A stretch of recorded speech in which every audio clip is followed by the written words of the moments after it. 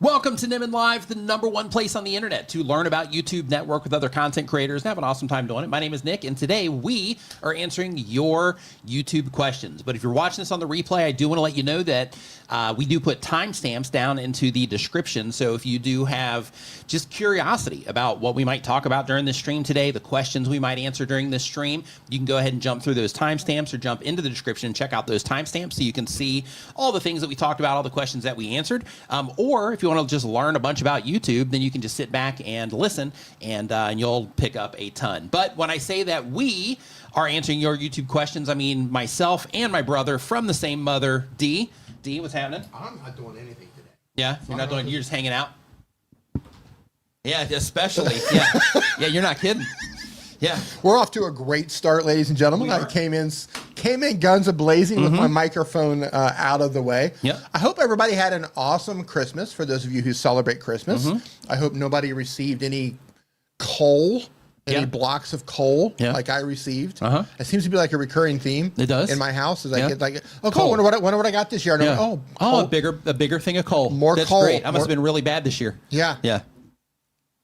So I hope your Christmas is good. Beanie, how you doing? Nice to see you. Hey, Brian, watching over in LinkedIn. Hope that you are doing great. Tan going in the kitchen on YouTube. What's going on? Hope that you are fantastic. You know, I actually Cathay Fit, nice to see you. Silver Fox Forest Designs, nice to see you here as well. Autumn Hathaway, hope you are doing great. Hope everybody's doing awesome. It's nice to see you guys. Super pumped up to get into some YouTube questions today. If this is your first time here, I do want to let you know it is free to ask questions. So if you have a question about anything it is that you're trying to do on YouTube, anything you're trying to figure out, there is a form down in the description if you're watching on YouTube, or if you're watching this or listening to this somewhere else, you can go to nickniman.com/ask, and it's going to redirect you to that same form, and that's ASK. nickniman.com/ASK.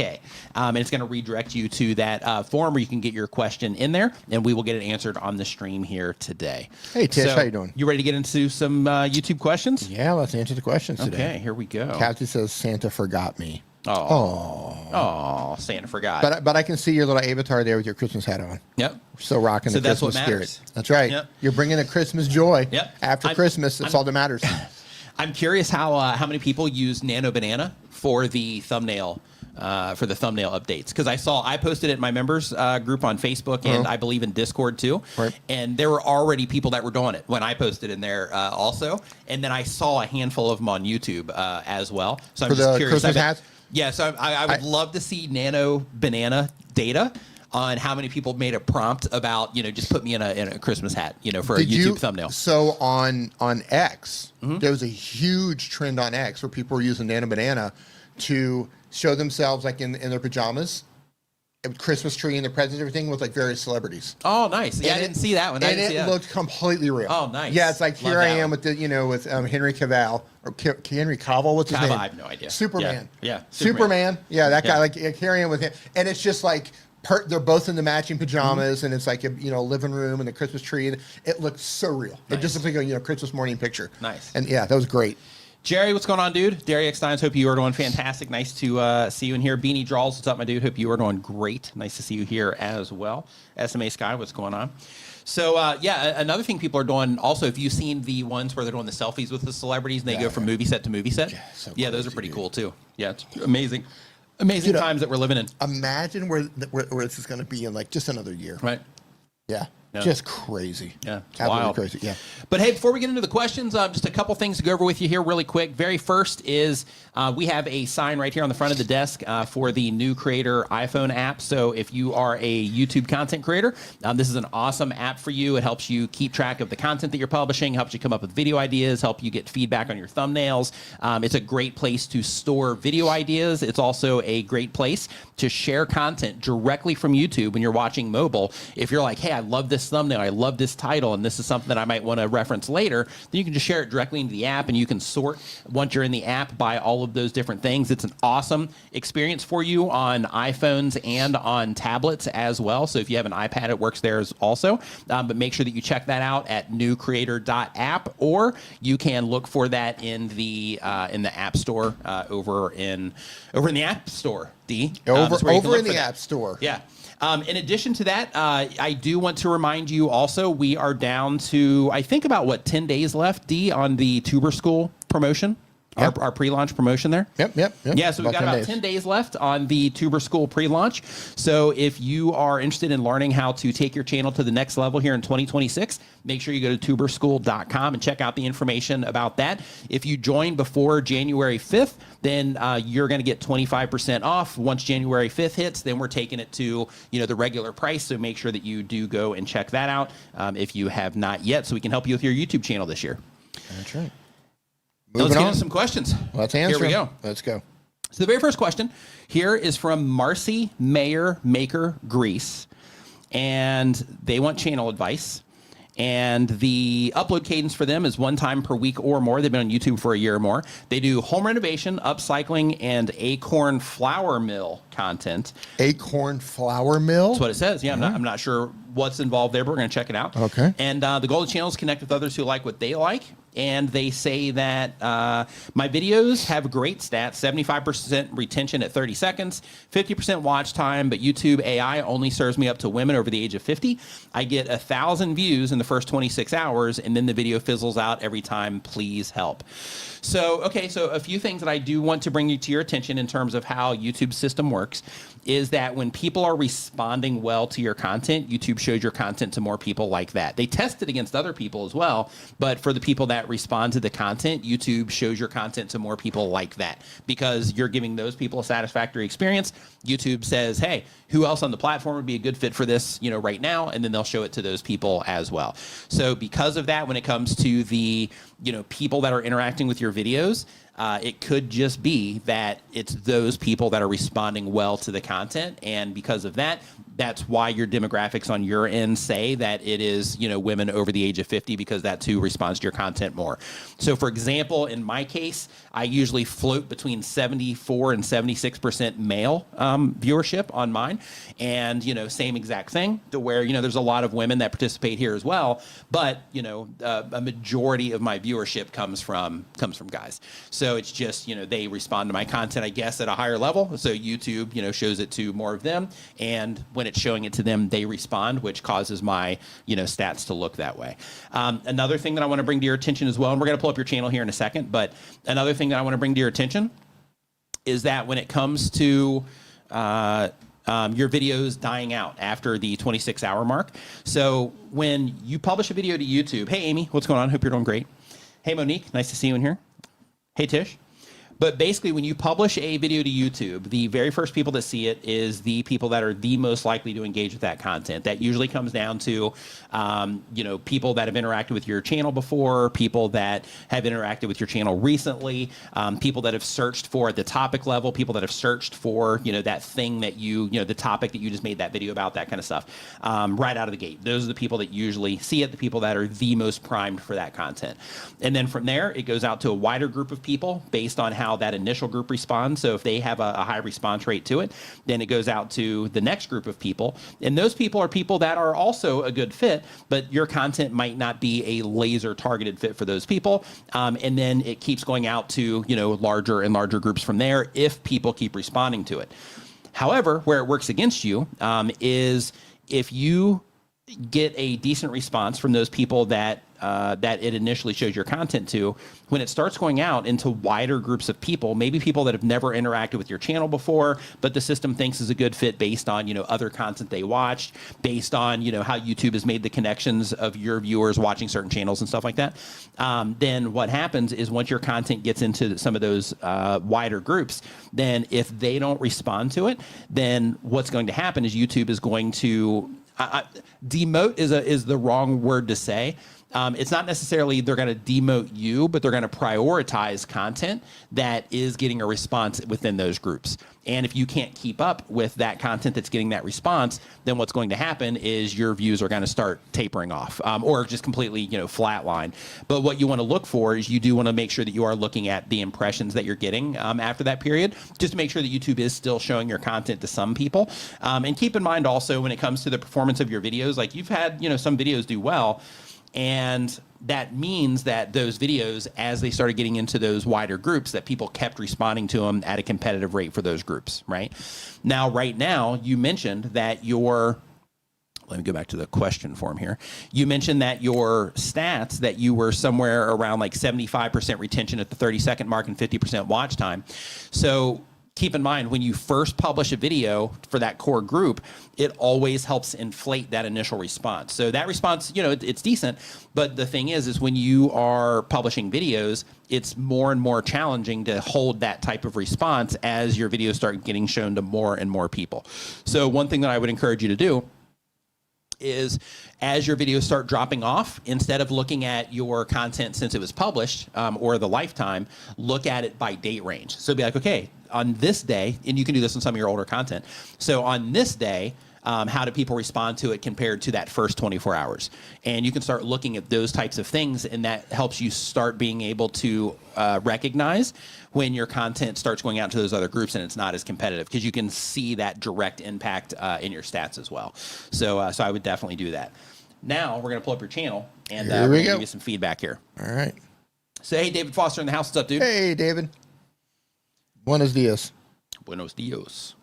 Bones So David said he's loving the creator dashboard. Thanks, man. Appreciate that. Yeah, what he's talking about here is this.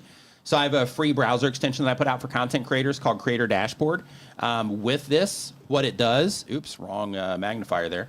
What this does is this lets you, it shows some like channel information with quick launch buttons to your, different areas of your YouTube channel. Has a search bar here, just like your new tab normally does, but you can also search by ChatGPT or Grok or Claude. It's got daily quotes in here. You can monitor up to 18 different YouTube channels down in this area. Over here, it has educational content, like this video up here from D, as an example, showing you how to improve your lighting, but it also keeps you up to date with creator news and, that sort of thing.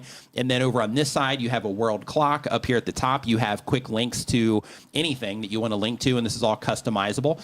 You also have a to-do list over here, and you have a content pipeline, which is essentially, kind of like a content calendar of sorts. And one of the really cool features about this is if you look at the background here, I have that it has kind of like a space theme to it. You can change this to anything it is that you want. So you can come into here. You have the wallpaper gallery where you can choose different things. So if I want to keep the space theme but change the type of space theme, then I just change that, and then it changes the vibe, right there out of the gate. And you can upload your own images here. You can get images off the internet, whatever you want to do. But you can fully customize this to your own vibe. So thanks for mentioning that, David. Appreciate it. But you can try this out for yourself at creatordashboard.com if that is something you're interested in. But let's get back to her channel. So, all right. So a couple things I want to address. The very first one is that you mentioned that you do flour mill content plus DIY content plus, something else. So the thing that I do want to just kind of highlight you on is when it comes to publishing videos to YouTube. Right now, if you have that core group of people responding to the videos that you're publishing, that's fantastic. But if you can make sure that all the videos that you publish on your channel are targeted towards a specific type of person, that would make it even better. So for example, out of the things that you listed, I'm not exactly sure how the flour mill content fits into the other topics that you mentioned. So, consider that when it comes to the videos that you're choosing to publish to the channel, because those types of things are really important based on how YouTube works. Because if somebody clicks on, let me change my stuff over here. So if somebody clicks on this video, for example, and they really enjoy this, then you want to make sure that this video right here is also a good fit for those people, and this video is a good fit for those people, right? So you can be, a little bit off, and you can, reach segments of your audience and stuff like that. But the closer these are to this video, the higher the likelihood that people are going to click on these. And with you putting yourself in here, I think that's great, because then they can recognize you for the people that, are enjoying your content. But what you got to think about is you got to think that you have those people, but then you also have strangers. So because of that, doing all this in a way that helps those strangers, recognize that this is content that might be important to them in some way is a great way to fix that problem of your videos kind of petering out after a certain amount of time, because this switches it from these are the people that are clicking on this because of me versus these are the people that are clicking on this based around the topic, and then I'm going to use this as a way to introduce myself to them, so that when I do publish videos that are more on the me side, that I have more people that might interact with that content. So I'd keep that in mind. But when we're looking at these, let me just kind of take a quick gander here and see what it is that you are doing. If you're enjoying the show, remember to give it a thumbs up and share it with a friend right now. Okay. Yeah, so here, right, how you have like reclaiming my garden, wood, weed, vanish, varnish, and dust. And then here, chic lights and November projects at the Reno. Things like this, I would try to get more specific, right? Because there's no real information attached to this. And then here you have just like a picture of of you and your dog. Whereas, if you had an image here, and YouTube has A/B testing features, so you can try this sort of thing. But basically, in a situation like this, if you had this more framed around, or the imagery more around the renovations versus you and the dog, this might, and this is why, experimentation is important, but this might, help you break through those, those larger groups of people. My roof leaks. Yeah, same exact thing here, right? My roof leaks, but I finally have lights. This is another one to where, hey, you're talking about a leaky roof. And there is a roof in the shot, but I would experiment with testing this to where you have this photo and then you put this photo against a image of a clearly leaky roof if you have any of that imagery. So I would make sure that you're doing those types of things when it comes to helping people connect with the content, because I think that's one of the things, because all of this is focused on you right now, which is fine. But if you're wanting to break through those wider groups of people, it is helpful to focus the imagery around the topic of the video. Once you get really known and stuff like that, then, leveraging yourself more can be advantageous. But right now, if you're trying to break through those, into more, casual viewers or just new viewers in general, I would try to lean more into the topic itself, on these in terms of the imagery that you're using. Any other feedback here, D? No, but where does she say she lives? Between the island of Kia and Lavero Port in the Aegean Sea. Interesting. Mm-hmm. Yeah, and what you mentioned also about you have 50 plus women clicking on this. The reason that's probably happening also is because if you look at the imagery here, you're relatable to, that group of people. So that's probably why you're having that group of people click on your content. So that's not a bad thing, by the way. If you have people that are responding to you, that's always a good thing. But because you are focusing everything on, you and the imagery here, that also kind of explains why people, why your demographics look the way that they do. All right. Hey, Melinda. Creator Factor says, I hear, but I want to see Nick's take on this. What is that? Take on what? Let's see here. I've noticed a drop in views since October. Wondering if you noticed the same and if you attribute it to the auto dubbing or just YouTube testing that. Yeah, if you want to drop that into the form, then we'll hit that one once we get to it. So let's see here. So next up, we have FM Fan YT. They upload one time per week or more, been on YouTube for less than a year. They have a gaming channel. The goal of the channel is to connect with others who like what they like. And the question says, first off, D. First off, here we go. First off, D, thanks for the advice about live streaming last week. I don't know what I told you, but okay. Yep, they said that they've been able to reach the 3,000 threshold for the YouTube Partner Program. Just waiting for the response. Thanks for your advice on the whole stream to watch hours. My question is, I have two different channels for two different gaming niches, one for sports and one for simulation business type thing. Is it best to do two separate gaming channels or just have one? Thanks for all the help and support both you and Nick do for this community. D, go. I tuned out after you said thanks. Of course, D. I knew it. No, I I knew it. I'm just over here just going, so you're just like, yeah, good job, man. I'm like, basking in it. Yeah, I'm thinking like, man, monetization, right? No, I heard something about should they run two gaming channels? Yeah. Here's the problem with running two gaming channels. Yeah, so one gaming channel, just for some nuance here. So one gaming channel is for sports games. The other one's for simulation games. Okay. And the simulation one is a business type thing. Okay, I'll say. Let me say this first, and he might disagree with me because I'm not a gamer. I'm just going to disagree. I'm not a gamer. I'm not your target audience, but I can tell you best practice-wise, if I'm watching your game, what's the first gaming? It's sports? Sports, yeah. So it looks like a lot of football/soccer. Okay, if I stumble across one of your videos and you're doing football gaming, right, and it's about sports, and I'm like, oh, I like this. This is about sports gaming. I'm on board, and then you start uploading videos about another type of game.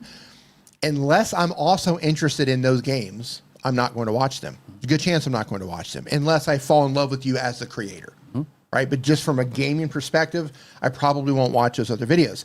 That then sends negative signals to YouTube that says I am not interested in these other videos. So that's going to increase the likelihood that they're going to reduce or maybe stop showing me your videos for a period of time. So I would say if you're going to play different games, I would put them on separate channels. That's what I would do. But I'm not a gamer. So you as a gamer, how would you address this? So, if they're two totally different games. I wish I had a link. If there's no crossover, I'd separate them. Yeah, I wish I had a link to your second channel. While he was talking, I was looking for it on the on your main channel, and I don't see it anywhere, at least anywhere that's obvious to look and see what it is that you're doing on the other channel. But one thing that I can tell you is I am, and this, he's the gamer. This worked out that you sent it to me. Right, he's the gamer. I do watch. I don't watch it on YouTube, but I do watch it on TikTok. I do watch simulation content when it comes up. I love the people that are doing like the full build outs on like some of the racing games and things like that. Some of the guys are doing this on like flight simulators and stuff. It's just awesome. But is that what their entire channel's about? Yeah. Yeah, it's what their entire account's about. Yeah. Right. So basically, just for some context, in terms of how wild this stuff is. Okay. So people are going to junkyards and they're buying like the interiors of cars.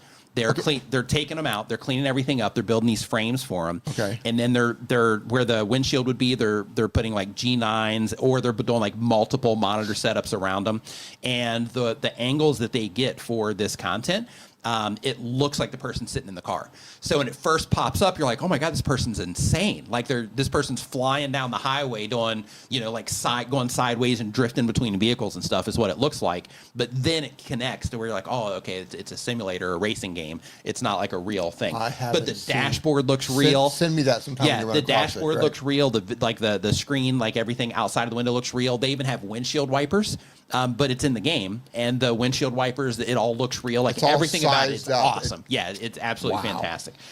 But when you are making the simulation content, I don't watch the football game stuff, and I don't play any of those games. But when you're doing the simulations, if I were to interact with that channel, then if YouTube were to then recommend a football video to me, then I wouldn't click on it. And that would tell YouTube that I wasn't into the content. And then let's say YouTube picks from your archive, and then, they pick another football video from your archive. I don't respond to that one. And they keep trying to show me your content. If I keep not responding to it, then YouTube's going to, similar to the last channel that we were talking about, YouTube's going to deprioritize your channel in favor of channels that I am responding to more, right? So because of that, having everything put together on a channel, saying like, hey, this channel's for people that like simulations, this channel is for people that like sports game content, that's the approach that you want to take. Another thing, just to kind of level this up, 100%. Another thing to level it up is that one channel you're doing for fun, the other channel you're doing for business, because you said it's a business type thing. So because of that, if you're doing the other channel for business, then having that separation is also a win, because then all of the decisions that you make around that channel can also be around the goals that you're trying to accomplish for that business, and how you're trying to leverage YouTube to bring attention to that business that you are that you're using that channel for. So because of that, I would definitely keep them separated. There you go. We got a super chat. Super chat. Yoga Bliss Dance, thanks for the super chat. Says, I put questions separately in chat. Thanks for all you. Let me go Our back. pleasure. Go back and look for a question here. They're saying they put a question in the chat? Yes. It's a separate question. Maybe they meant the form. I want 2 shifts slightly in my same niche. Did you find it? They just put it right here. Oh, okay. Says, I want 2 shifts slightly in my same niche, 2 more mindset and manifestation, 4 for midlife women. Okay, so if you are, I'm just going to pull up your channel here real quick and just take a look and see what you're doing. So if you are doing mindset and manifestation content, in addition to, hold on, let me see everything it is that you're doing here really quick. Here, let's pull it up so everybody can see. So let's see here. Manifestation steps for a better outcome. That's members only. Rainbows is a message from Spirit Paranormal Signs. Let's see here, going past member stuff. It's like heavy on the member side there. Let's see here. Divine Feminine Oracle reading. Solar plexus. Okay. So a couple things to think about here, because you're saying like how to do this in terms of, how to shift slightly to where you're in the niche, but you're going to add like additional types of content to this. So one thing I do want to bring to your attention is when it comes to like the chakra healing meditation drums music content, and then you have here where you are doing like card readings and that sort of thing. One of the things that is working against you here is that you are definitely not making content for the same type of viewer here, because you're creating wildly different experiences for people. So for example, here on this one where you're doing spirit messages for, for November, and you're doing card readings, that person is not necessarily going to care about or watch or interact with this video, and vice versa. And as we keep going down the page, the same thing applies to where if this one is also, 5-minute morning affirmations, this also isn't going to be a good fit, for this card reading, right? So there's there's the task of saying, how do I make this fit? And then on the other side of that, there is the, is this appropriate for the audience that I'm trying to connect with on this channel, right? And what I would do in your case is I would first start working on the, what audience do I actually want to connect with on this channel, and make sure that you are, serving that audience. And how these things can be different is the intent of the viewer. So here, when somebody comes into here, they're looking for like readings and stuff like that, and they're going to casually watch this. So this is something where if it gets recommended on their homepage, if they're into this, they're going to click it and watch it. Whereas this down here, this meditation grand rising video, and this one here with the solar plexus activation, where both of these are things that you listen to while you're meditating, these are things that people are going to seek out when they are in that moment, right? So for me, I meditate, and every now and then I'll look for either guided meditation or just some type of, background ambience, the stuff that I can meditate to. And with those, I might run across one of your videos. And if I run across one of your videos and I enjoyed it, then you're going to be in that same situation that we were talking about on the gaming channel, to where, I might see you as a great resource for these videos, but then when it comes to YouTube recommending me this type of content, I'm not going to respond to that. And a lot of other people are that same way. So because of that, the intent of the viewer and what it is, how they're looking for content, and how they want to experience content in the moment, all of those things can make a huge difference on returning viewers in terms of how people are responding to the content in general, and how you're actually targeting the content. So for example, from home pages and like suggested videos, because of the nature of what this is, you can get that kind of, you can get viewership from this, but it's going to be more challenging, getting people to respond to this off of home pages and off of suggested videos, because they're not actively sitting down to meditate. The exception to that rule would be if somebody has a routine, like for example me, when I am sitting down to start working on coding related things, one of the things that I'll do is I'll open up YouTube. It's actually part of my sequence that I hit that opens up different browser windows. Is I hit one button and it opens up YouTube so that I can look for music. It opens up Claude and it opens up ChatGPT so I can bounce ideas off of them. And as a part of that process, YouTube system knows that around that time I open things up, and then I go to YouTube and I look for music to listen to. So because of that, what they do is they will recommend music right on my homepage, and sometimes my entire homepage is like 90% music, and it's because they know around those times that I respond to that. So in those cases, you might have a chance with this in terms of people responding just right off of home pages. But the difference is with this, you kind of need people to respond off home pages. People can search for it too, but the response here in terms of people being like, oh yeah, I haven't checked out. Yeah, I haven't got my readings, this month, or I got readings from other channels. Let me see if this one aligns, those types of things. This one is more of a, an instant response type of content, where this is something that is situational based on what that person is getting ready to do, which in this case is meditate. So when you're mixing this type of content, it just makes it challenging to keep people, coming back, just because the offering itself isn't consistent. So because of that, I would definitely work on tuning those types of things in. And I would think less about, how can I force these things into working? I would think less about that and more about, okay, who is it exactly that I'm trying to, serve with this? And how can I keep publishing content for them that they will, that they will enjoy? And you mentioned here that your biggest were on chakras and you got bored. Yeah, that sort of thing happens, right? And that's where making sure that you're making content about things that you care about and, and that you're interested in and all those things is really important. This is a quick note for you new creators that are hanging out here. This is where those types of things get really important because, like in her case, she found something that worked, but she got bored doing it. So then now she's trying to introduce new things that, the viewers may or may not respond to. So, you can keep going the direction that you're going and, hope that, some of the videos will do better than others and, things like that. That's normal. And a lot of people will take that approach.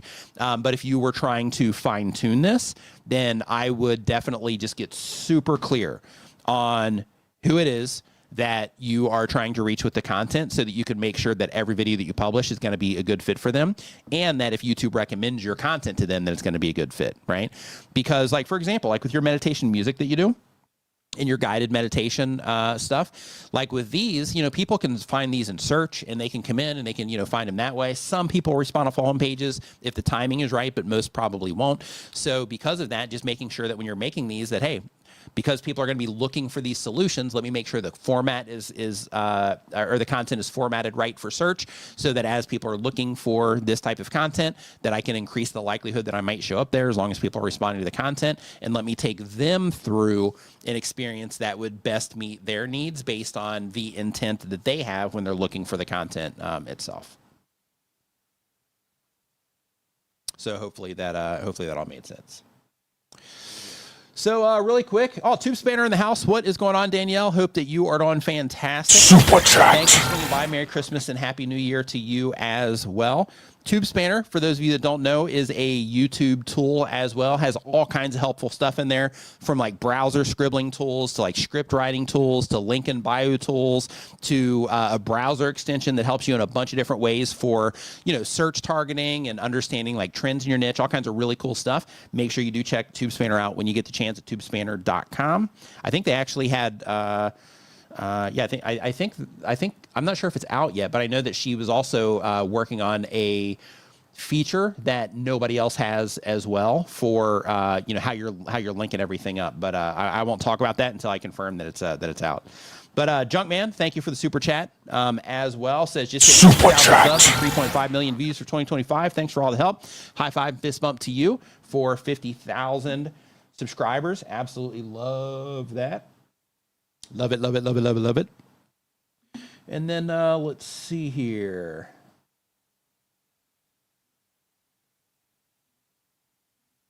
So Slay Went Walking says, I have a friend that does this. I beg to differ. It's part of the whole vibe.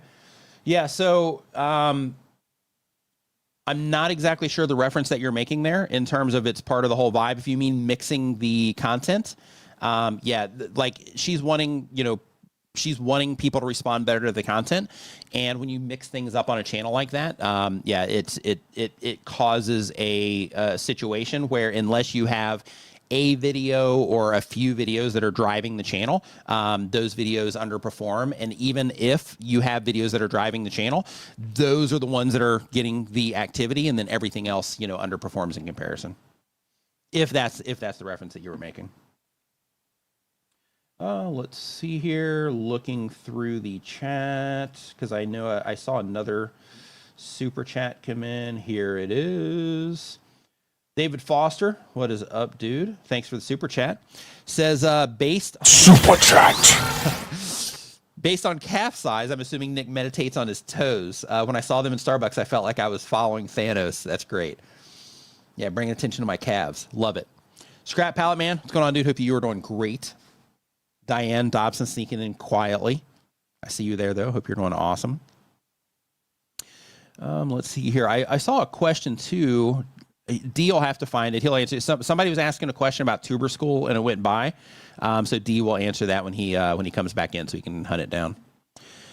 So next up, we've got Batman PvPX is the name of the channel. They do not upload yet. They're getting ready to start their channel. They're going to do Minecraft. Hey, be careful. There's some like stuff going on with Minecraft channels right now, supposedly. Don't know any details about it yet, but be careful there. Let's see here. Late Apex says the sound effects are turned up to 11, so maybe pull those down a little bit. Yep. Then the metering's not working on StreamYard, just like I said. So their goal here is to be a full-time content creator, and they say, what's the most effective way for my channel to gain real fans and subscribers? So if you want to gain real fans and subscribers, you need to lead with value first. You need to make sure that every video that you publish on the channel is a perfect fit for a very particular type of viewer that's interested in very specific things. And you want to make sure that you are designing your channel not necessarily as, hey, I just want to publish this video today, but as a body of work that becomes a resource for a certain type of viewer that's interested in very specific things. If you want people to be attached to you, in addition to being attached to your content, inside of your videos, share parts of your personality, share opinions when you can, that sort of thing. For example, if there's a particular part of Minecraft that you don't like, share it in your video. Be like, yeah, I think it'd be better if this, whatever, but this is how it is, now, unfortunately, hope they'll fix that one day, or, whatever the thing is. But, sharing opinions helps like-minded people that have similar opinions, just relate to you.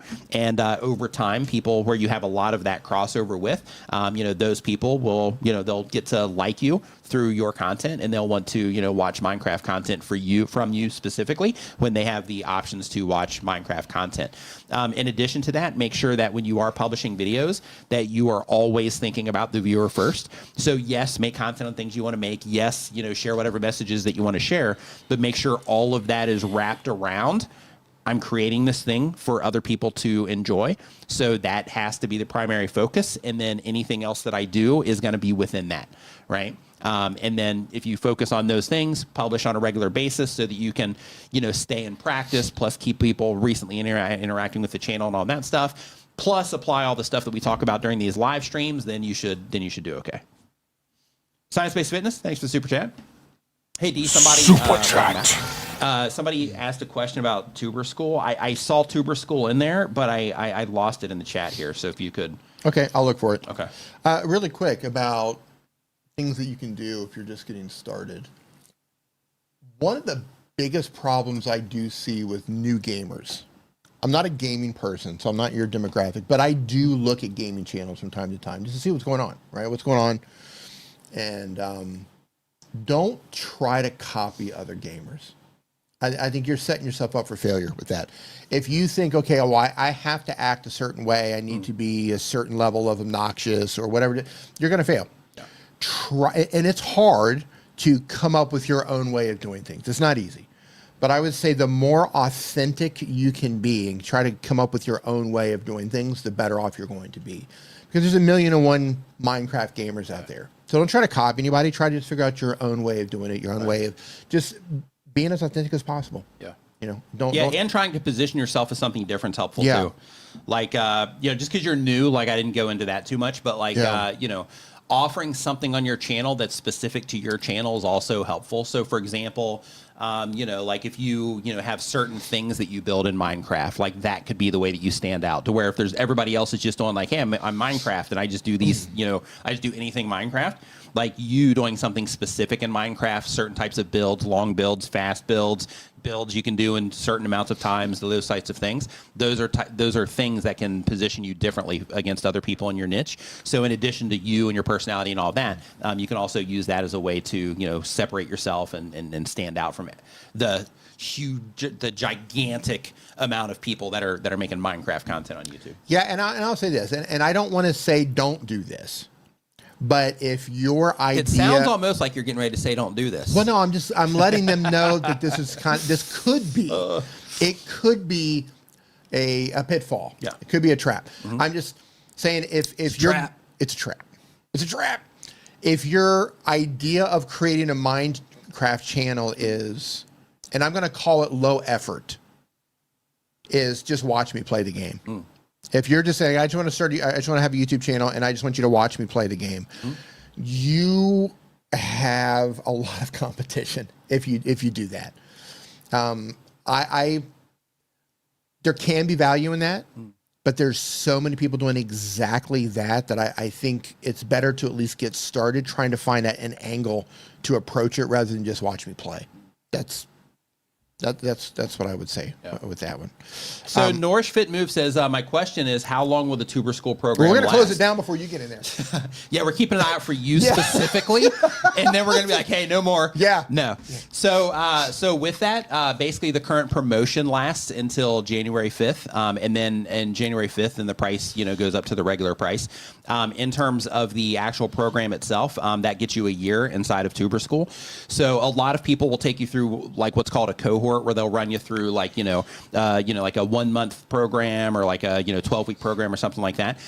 With this, basically you go through our system, and then in addition to our system, there's additional content that shows you how to do all the all the stuff. But we take you through our system first, and then in addition to that, through that year, we also get support, right? In terms of, feedback, Q&As, we're looking at, videos and stats and everything inside of live streams and that kind of stuff. So basically, it's for that entire year where we're, essentially working with you on your channel to help you make everything better. So, so if you are interested in that, I would definitely get in there now for that, 25% discount. But if not, you can join at any time. Like we're not, there's all kinds of marketing tricks that people use in terms of like false scarcity or real scarcity where they shut it down after a certain amount of time and they open it back up. And those are smart things to do from a business perspective because it like causes people to, participate.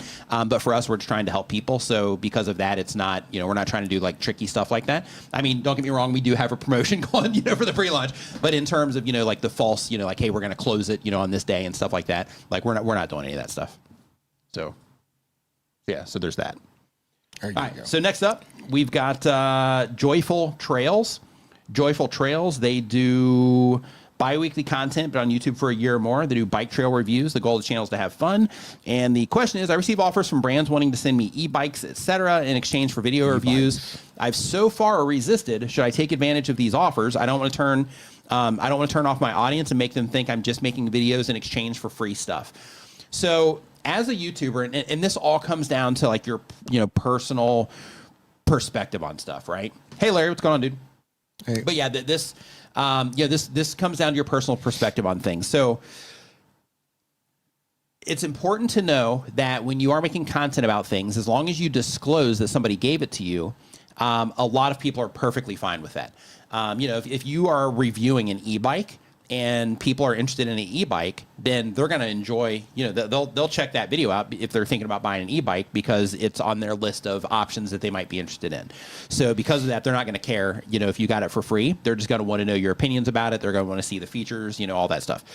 So because of that, you want to make sure that you are just disclosing that because, in terms of FTC requirements and YouTube wants you to do this as well, it's important to make sure that you do disclose that it was given to you. So you need to mark it. If they give you something, you need to mark it as includes paid promotion inside of your upload settings on your video details page inside of YouTube when you're uploading your content.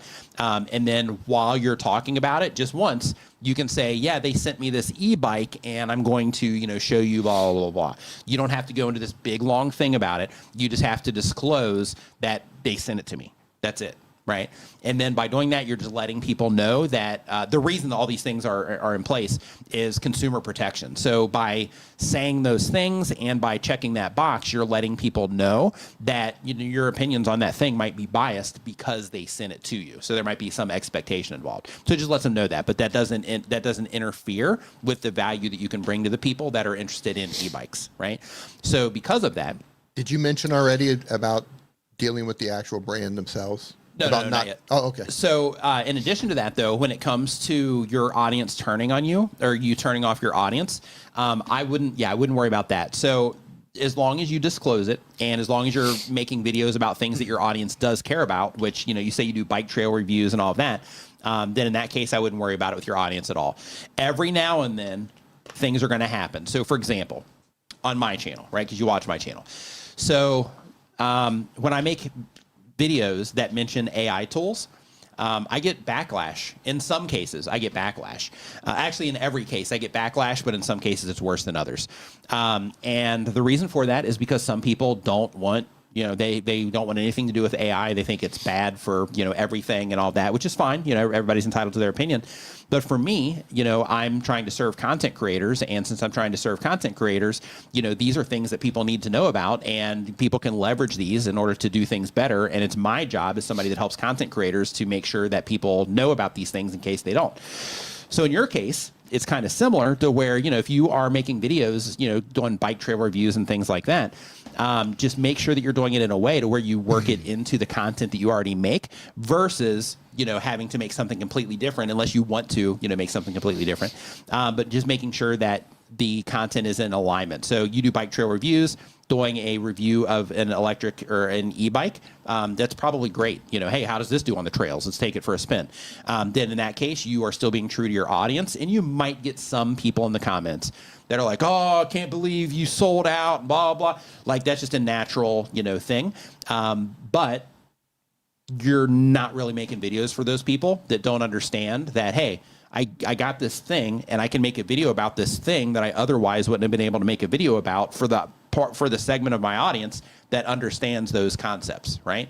And lean more into those people versus the people that are going to give you a hard time about everything. So every person that unsubscribes from me and that tells me like, oh, this you crossed the line here, I'm unsubscribing. I'm like, see ya. I don't want you here anyway. Right? For those people that, you know, unsubscribe for, you know, because I'm trying to bring attention to things that help people. Right.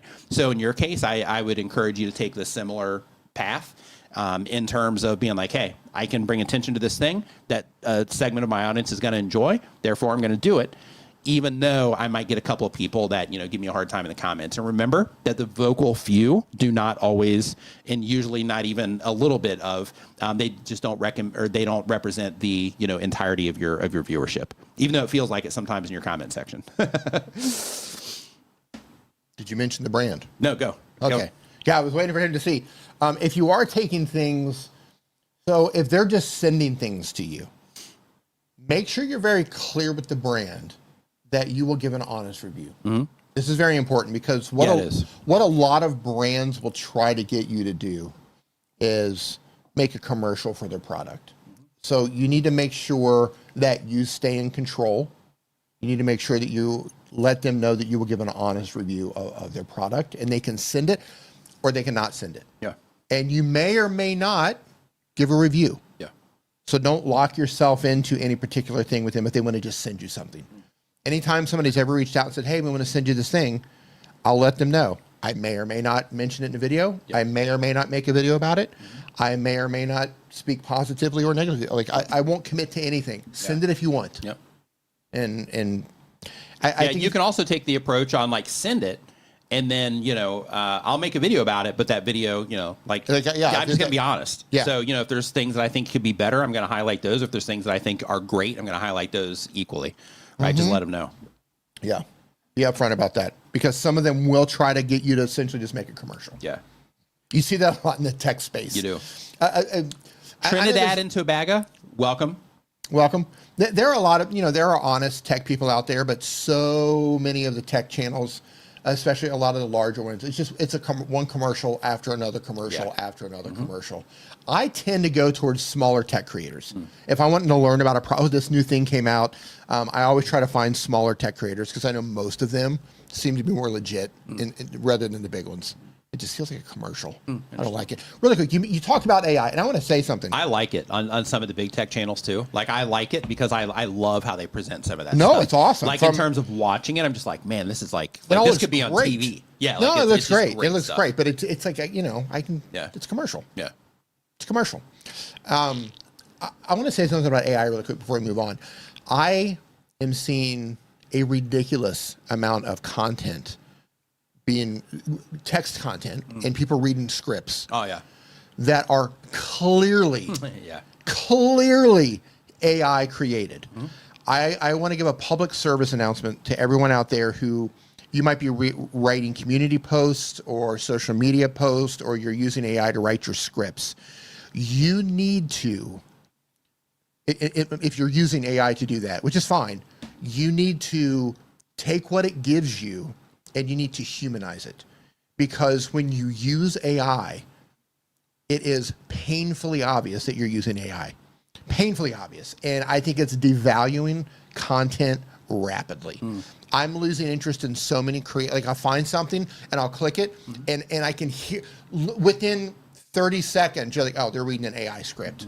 It's just because AI has a certain way of presenting information in a way that it puts it out there and people aren't even taking the time to humanize it. Yeah. And like use it as a framework, right? Like here's an idea, help me brainstorm. Okay, here's the script, here's the thing. I'm still going to humanize it. But if you're just reading it directly off, I think it's going to kill you. Yeah. People are going to tune out. Yeah.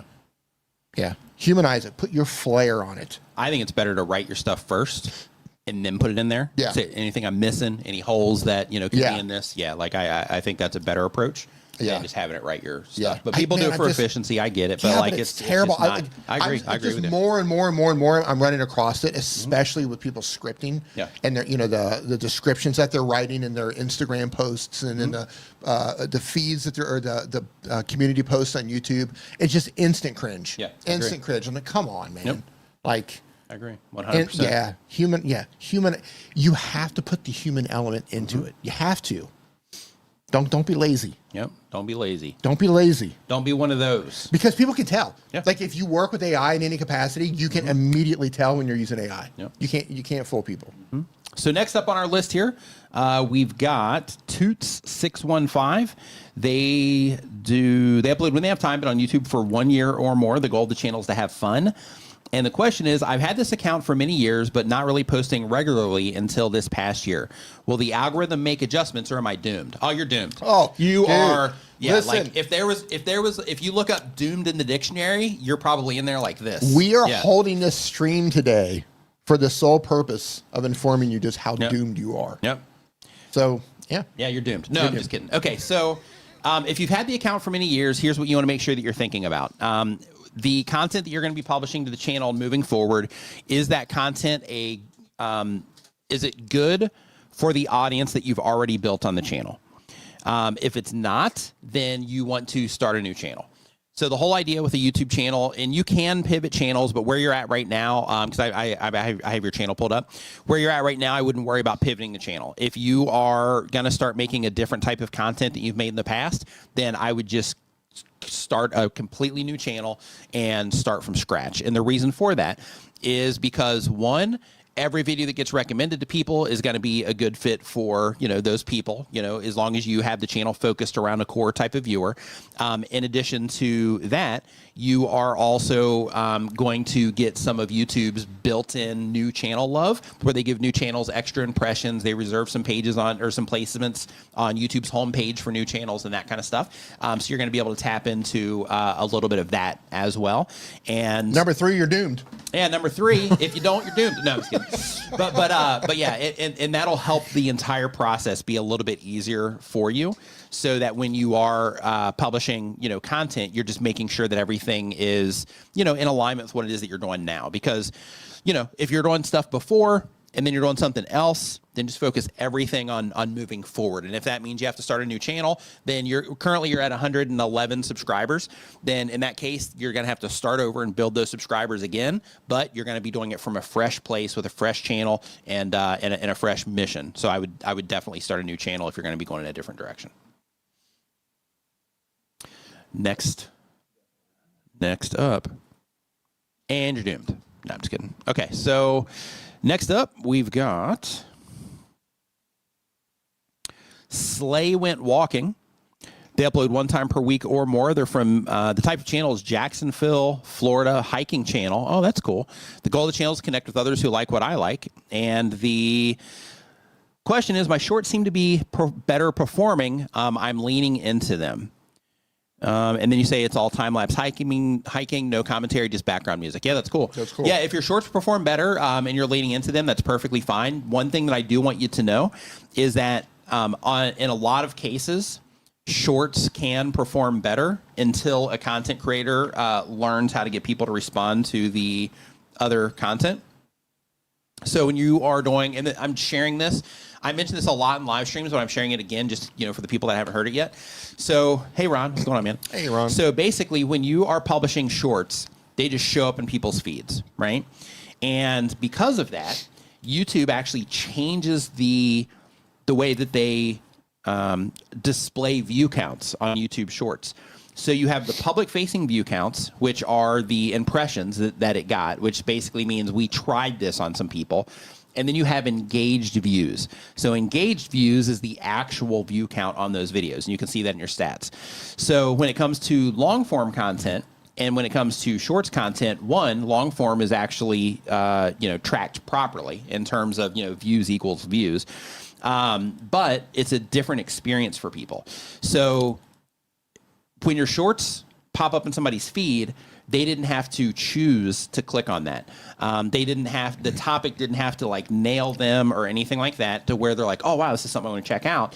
Instead, it just shows up. And then if you can capture their attention there and hold it, then people are going to watch it for a long enough time, maybe loop it or whatever the thing is, and then they'll just move on to the next one. The difference with the long form is, since it doesn't just show up, you have to have a really good video idea. It's got to be a good topic. That topic has to be expressed well and in a compelling way through the thumbnail and the title so that people will click on it. So you have to, get that extra energy from people like, oh yeah, I need to click on it, and I need to recognize that it's something that matters to me, so they'll click on it. And then once they come into the video, they also have to interact with that content in a way or watch it long enough that YouTube deems it as a satisfactory experience for that viewer.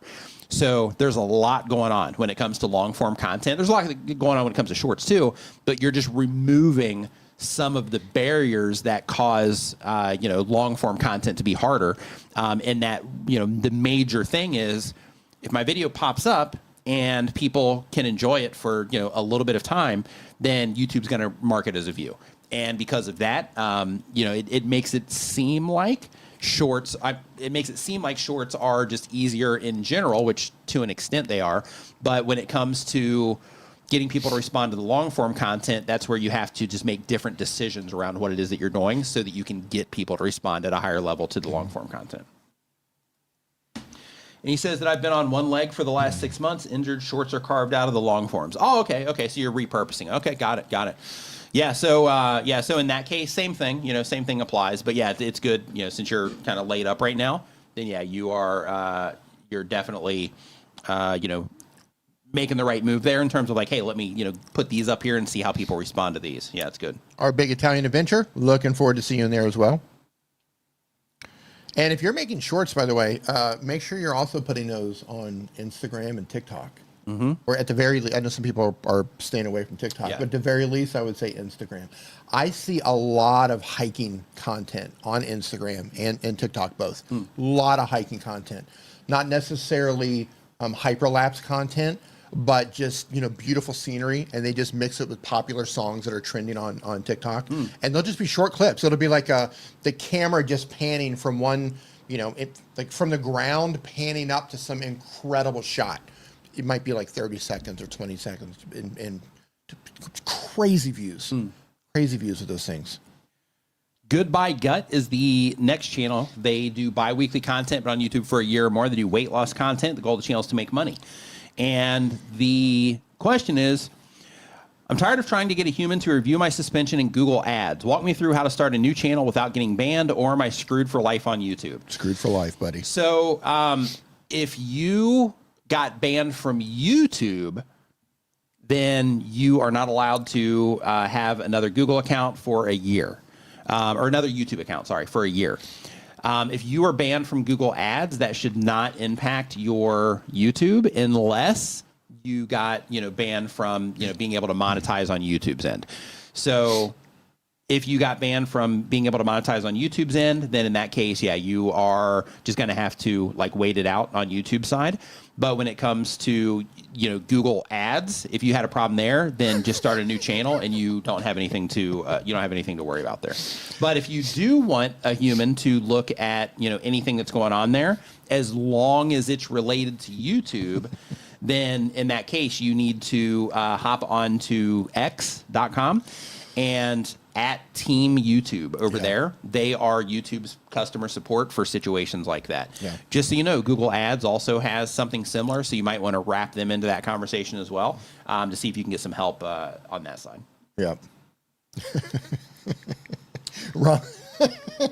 What do you say? Ron Strange thing says, "Doomed and screwed for life. What a way to end 2025." Oh, I love it. Love it. I mean, it's kind of how we started 2025, so might as well end it that way, right? Yeah. End them strong. I like it. That's great. Yeah, Love I love it. it. Love it. Ending the year strong. Way to go. Oh man, that's great. Okay, so the crypto factor. Let's see here. They upload one time per week or more. I think this is Paul. They do crypto finance content. The goal of the channel is to be a full-time creator. And the question is, since October 10th, we noticed less views on YouTube. Could this be auto-dubbing, AI slop? What's your take on it? We already did this. What's your take on it? And is YouTube testing something new? I read it, but I said to put it in the forum. Is YouTube testing something new? Any advice to do better? Turning auto-dubbing off. So when it comes to the auto-dubbing, I have also seen some people say that that has been an issue for them. And I've seen other people reply that they use auto-dubbing and it hasn't been an issue. For anything that I have access to, they haven't had any issues with the auto-dubbing, but I have seen reports of people saying that online. So I'm not discounting that. I don't have access to their data, so I'm not sure. Just like, sometimes you'll see groups of channels getting banned and stuff like that. Like, I don't have the context there to say, like, yes, this is like a systematic problem compared to, like, no, they're probably just breaking rules, right? So I just don't have access to that information. But in terms of views being down since October, no. So there isn't anything like, site-wide or anything like that where that has been, a reported issue of any kind. There was a thing a little bit further back to where people that were using that had audiences that were using ad blockers. They took a hit on view counts because YouTube wasn't able to count the views on those, but everything else stayed the same. Monetization, impressions, everything else. It's just YouTube wasn't able to count the views because whatever was in the ad blocker at that time, it was messing up how YouTube, detects that as people are interacting with it because it was putting something over it that, that was preventing the ads, and that impacted that particular feature. But in terms of what you could do better specifically, take a look at what you're doing, and then we'll go from there. You pulling them up? Yep. Okay. Okay, so let's go here and see what you got going on. Got some crypto going on here. 56,000 subscribers. Love it. Yep.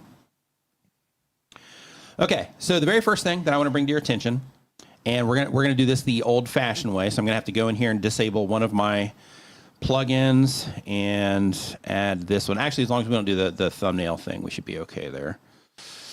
Okay, so let me open this and let's turn on clean view. Okay, so the very first thing that I want to bring to your attention here is if we are looking at your thumbnails, I want you to ask yourself,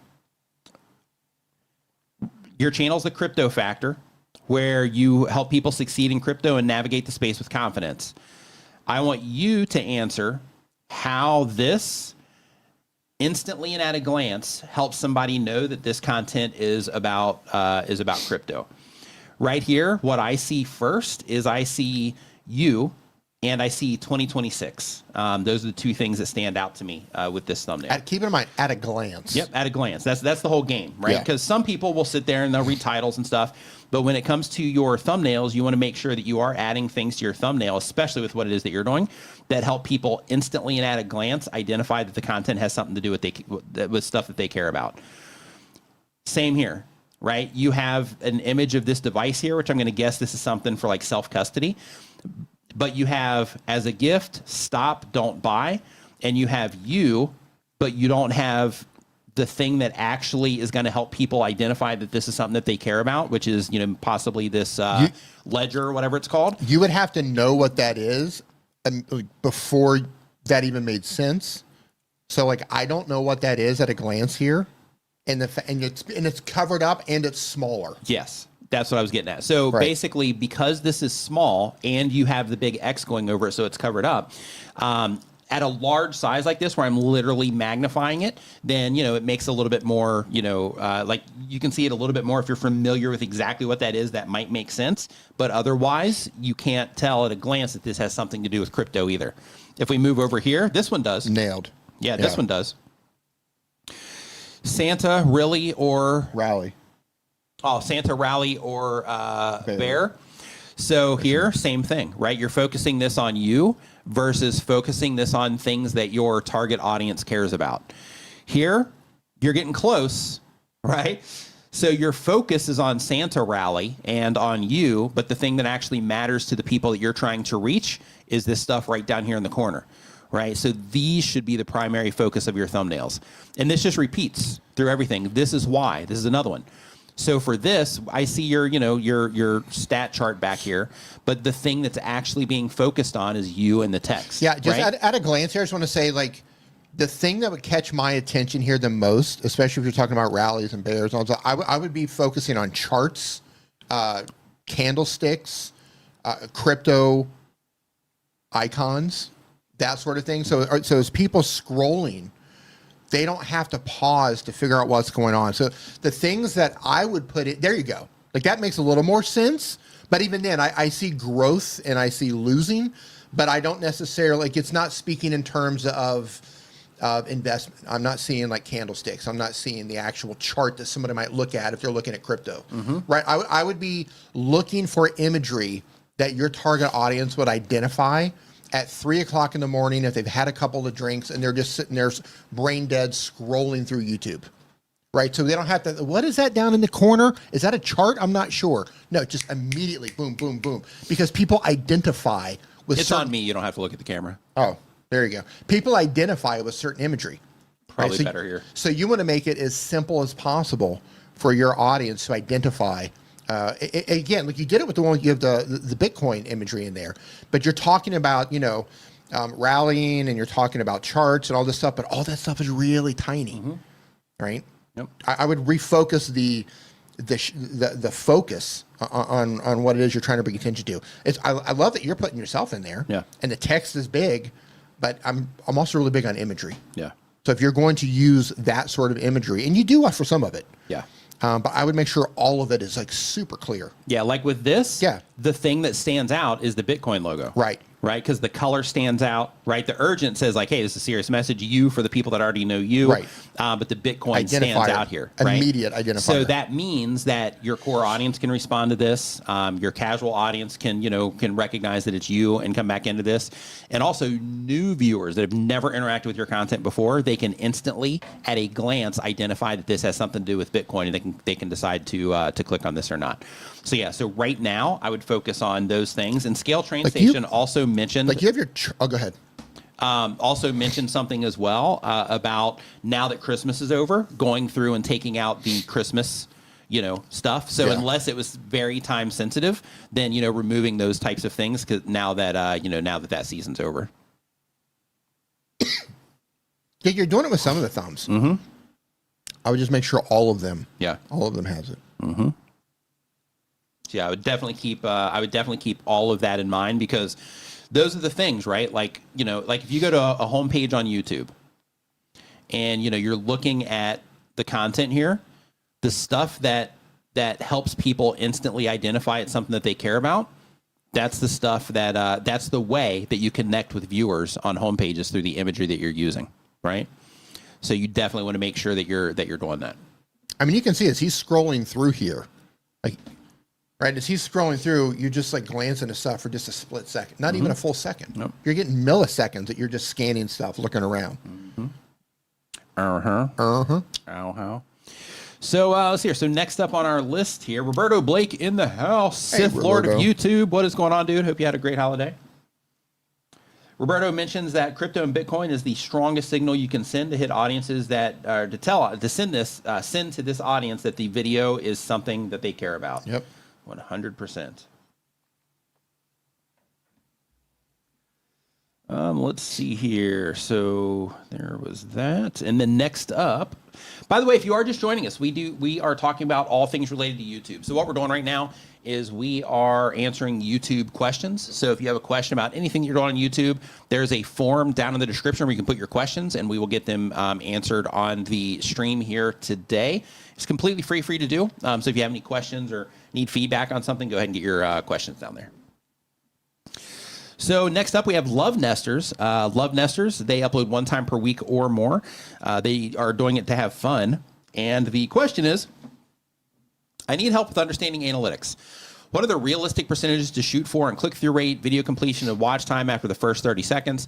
Trying to decide what I should focus on improving in 2026. The A/B testing tool has really helped me improve my click-through rate, but not sure what is a realistic number to shoot for. So this is going to vary per channel, and it's also going to vary per traffic source. So you don't want to go for just a click-through rate. You want to go for click-through rates that are per traffic source. So as an example, on my channel, if I get to 100,000 impressions on a homepage and I don't have a 5% click-through rate, then I change the thumbnail out. And the reason for that is because I've found that on my channel, that if I am publishing videos, the ones that do better, when they hit that mark, they have a 5% click-through rate or above. So you want to find those baselines for yourself so that you can identify problem areas when they happen. Now, with that said, it's also important to add additional context to this, because if you get to let's say 100,000 impressions, and in my case, in other niches, by the way, like that doesn't even hold up. So sometimes it might be 8% in order to compete in a niche. Sometimes it might just need to be 4%, right? So it just depends, like on your channel. So you need to figure this out on your channel. But basically, other things to keep in mind when it comes to click-through rate is it's not always the thumbnail. Sometimes it's the thumbnail, sometimes it's the title, sometimes it's the topic of the video itself. So because of that, what happens is sometimes people will publish something and it might not hit that mark, and they instantly go to like, okay, I'm changing the thumbnail, but it could be the title. It could also be that the topic itself didn't land. Bad idea. So that's where through a bad idea. So that's where the A/B testing tool that you're already using comes into play.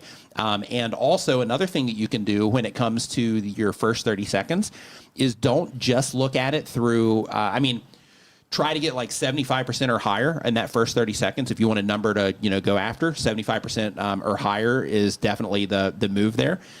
However, the more impressions you get and the more people that interact with your channel, that's going to start getting pushed down in a lot of cases, not all, but in a lot of cases. So because of that, the more people that you have interacting from a click-through rate perspective, the more you're going to get pushed down in the stats. The more people you have watching the content, the more it's going to push down the stats. But as you expand into those larger audiences where that sort of thing can happen, then you have to start measuring for those audiences as well. So because of that, you want to monitor this stuff when you publish your video. You also want to check back in depending on how aggressive you want to be. If you're like doing everything you possibly can for the channel, then you want to check in like a week later. And then you want to check in 28 days later or 29 days later. And then you want to check back in like a month after that, so that you can just see like, okay, after my video first published, this is how my core viewers respond. After it's been on the platform for a little bit, this is how that group is responding. Once it's getting out into these larger audiences, once you start having more view counts accumulate and all that, this is how those people are responding. That helps you dial everything in based on where your videos are at, and helps you get a more accurate picture of how people respond to how each segment responds to your content. But on the first 30 seconds, go for 75% or higher. The higher, the better. When it comes to that, other things that you can do on your retention, which I think is an awesome tool from YouTube, is you can also look at your compared to other videos metric. Now, with that, when you look in your audience retention report, you're going to see your absolute retention, and that's basically how people are responding to your video second by second. But you can also just choose from the drop down compared to other videos, and that's going to give you a general idea of how your videos are performing against other, or competing with other videos of similar length. So what that does is that helps you identify, hey, the end of my videos, they're way underperforming on a lot of the videos where I look at this. The hooks are overperforming, which is great. I'm above average there. So, as long as my retention is also in alignment with that, then in that case, I'm doing better than a lot of people are there. So maybe I need to work on the next part. And it helps you be able to identify those types of things when you're comparing your absolute report against your compared to other videos report. You can also go into the really granular side of this, where you're also seeing how like new people respond compared to casual viewers and all that. And usually there is a difference, but it's usually, a slight difference. But you can also use that to get a general idea of how, different types of viewers are responding to your content over time, just like you would look at, your click-through rate over time from different traffic sources. So one thing to keep in mind when it comes to suggested videos, not always, but in most cases, suggested video click-through rate is usually lower than homepage click-through rate. search click-through rate is usually, again, not always, but it's usually higher when it comes from YouTube search also. And my guess there is that it's intent, right? Somebody's looking for the content versus it being presented to them when they might not be ready to watch it. But you know, those might help give you some ideas in terms of how to look at what it is that you're seeing. Super chat. So thanks, guys. I did change my thumbnails lately, and maybe that's what impacted things. Yep. I missed the core message. I was focusing on leading them to read the title and missed the core message at a glance. Yeah, those are important things, man. Like just Possible. making sure that you can just make it easy for the people that you're trying to connect with. Just identify that the content has something to do, you know, with something they care about. That's why if you look at my thumbnails, not all, but almost every thumbnail on my channel over the past, I don't know, probably 2 years, has a YouTube logo in it. And the reason for that is because if a YouTuber sees that, they're going to know it has something to do with YouTube, and then they can look at the title if they want to. So, you know, just leveraging when you're making content about things where you can leverage logos, it's smart to do so. You know, people do that same thing in like the AI space. I mean, they do it in everything. Lego, people, game channels, they do it by using the game logos and stuff like that. So, you know, leveraging those things that are popular already to help people identify that it's something that they care about so that they'll read the title is definitely the move that you want to make. Says, thank you, helpful information. I think the hook is going to be my goal for 2026. Yeah, it's good. Hey, Graham, how you doing? Says, hi from the UK. I love how you Yanks are so entrepreneurial and just go for it. Oh. How it is. Yeah. You Yanks. You Yanks. Great. That's like a shirt. I'm a Yank. Yeah, right? Yanks. That's Love great. how you Yanks. Yeah, love it. Yeah. Love it. Yep. Okay. So I will say that about Americans. What? I'll say about Americans in China. here we go. I feel a derail coming. All right. No, what do you got? no, because you just What brought do you up. And by the way, I'm not discounting people from various parts of the world, but just in my personal experience, I think entrepreneurship in the United States and China are just on another level. Yeah. Like people just go for it. Yeah. Like, Yeah, totally. At levels I've never seen people go for it. I think it's ingrained into us to an extent, right? Because like even like we're like here, you know, like the whole family unit thing where it's like, oh, it's fine. You know, if you can't find a job, whatever, just stay at home forever. It's perfectly fine. We want you here. Yeah. But in America, it's like, hey, if you at 18, you better have your stuff together because you're going out in the world if you like it or not. Right. Right. So like, you know, those types of things I think also make that difference. Yeah. Hey, Dave, what's going on, man? Hey, Dave. Yanks in Thailand. Yeah. Well, yeah, that was the Right. thing, right? Like figuring out how can I, I'll just say I'm super thankful that I was born and raised in the United States. I never want to 100%. discount that. Yeah, at all. I'm super thankful for that. Yeah. But I wanted to experience other things. So becoming an entrepreneur and doing that at a very early age allowed me to do that. Yeah. See, I feel like, yeah, Ron, Yanks in like Thailand. in the United, and I don't want to go too big down the rabbit hole, but in the United States, and I've lived in a couple different places and spent time in various places, and the United States is definitely a place that is very friendly to people who want to start their own business. Yeah. Very friendly. Like, I Hey, can't, Shark Scrapper, what's up, man? hey, I can't think of a better place to where, like, if you want to start a business, like, hey, I want to try this thing, I want to go for it, whatever it is. Like, that's a great place to try. Right. And in addition to Everything is set up for you to do it. Right. Yeah. Yeah, and including support. Yeah. You know, like the gosh, what's it called? I don't remember now. The Chamber of Commerce, Better Business, that's everywhere. Chamber of Commerce. Yeah, They Chamber have- of Commerce. They have like BNI groups and stuff like that. Yeah. Yeah, like all those things. Like it's just primed for Yeah. you know trying to do your stuff. Yeah, It's great. yeah. Wow, I forgot about that. You used to be able to call and they would send you like business packages. Remember, wow, I forgot all Yeah. about that. Yep. Yeah. That's good stuff. Yeah, like the BNI groups. I know I did when we did the cleaning service. I joined some BNI groups, and with those, all it is it's like a networking group that you go meet up with, and it's super early in the morning. Yeah. And you go and you just show up and you just talk to other entrepreneurs, and then you have like one person every time that goes up and presents something. Yeah. And then everybody talks to each other and talks about their business ideas and things that are working and aren't and all that stuff. And Yeah. it's just a really supportive. Supportive environment. Yeah, love it. Would you please read my comment on this live? Just did. There you go. Just did. Just did it. All right. That would have Yep. been a great place to ask your question again. Yep. Yep. Got it. All right, there it is. I'm even going to highlight it. Would you please read my comment on the slide? Yeah, there we go. We got there you. you go. Yep. Ending, Yeah, Shark Scrapper says BNI can be a double-edged sword. Yeah, it was pretty cool. Like at that time, I mean, Yeah, I don't know keep what it in is mind, now. we're talking probably 30 years ago. no, like 20, 25. yeah, probably 20. It's been a while. 2 years ago. It's been a while. 23 years ago. Yeah. Different Yeah, place. it was probably, it's probably that. Yanks. Mm-hmm.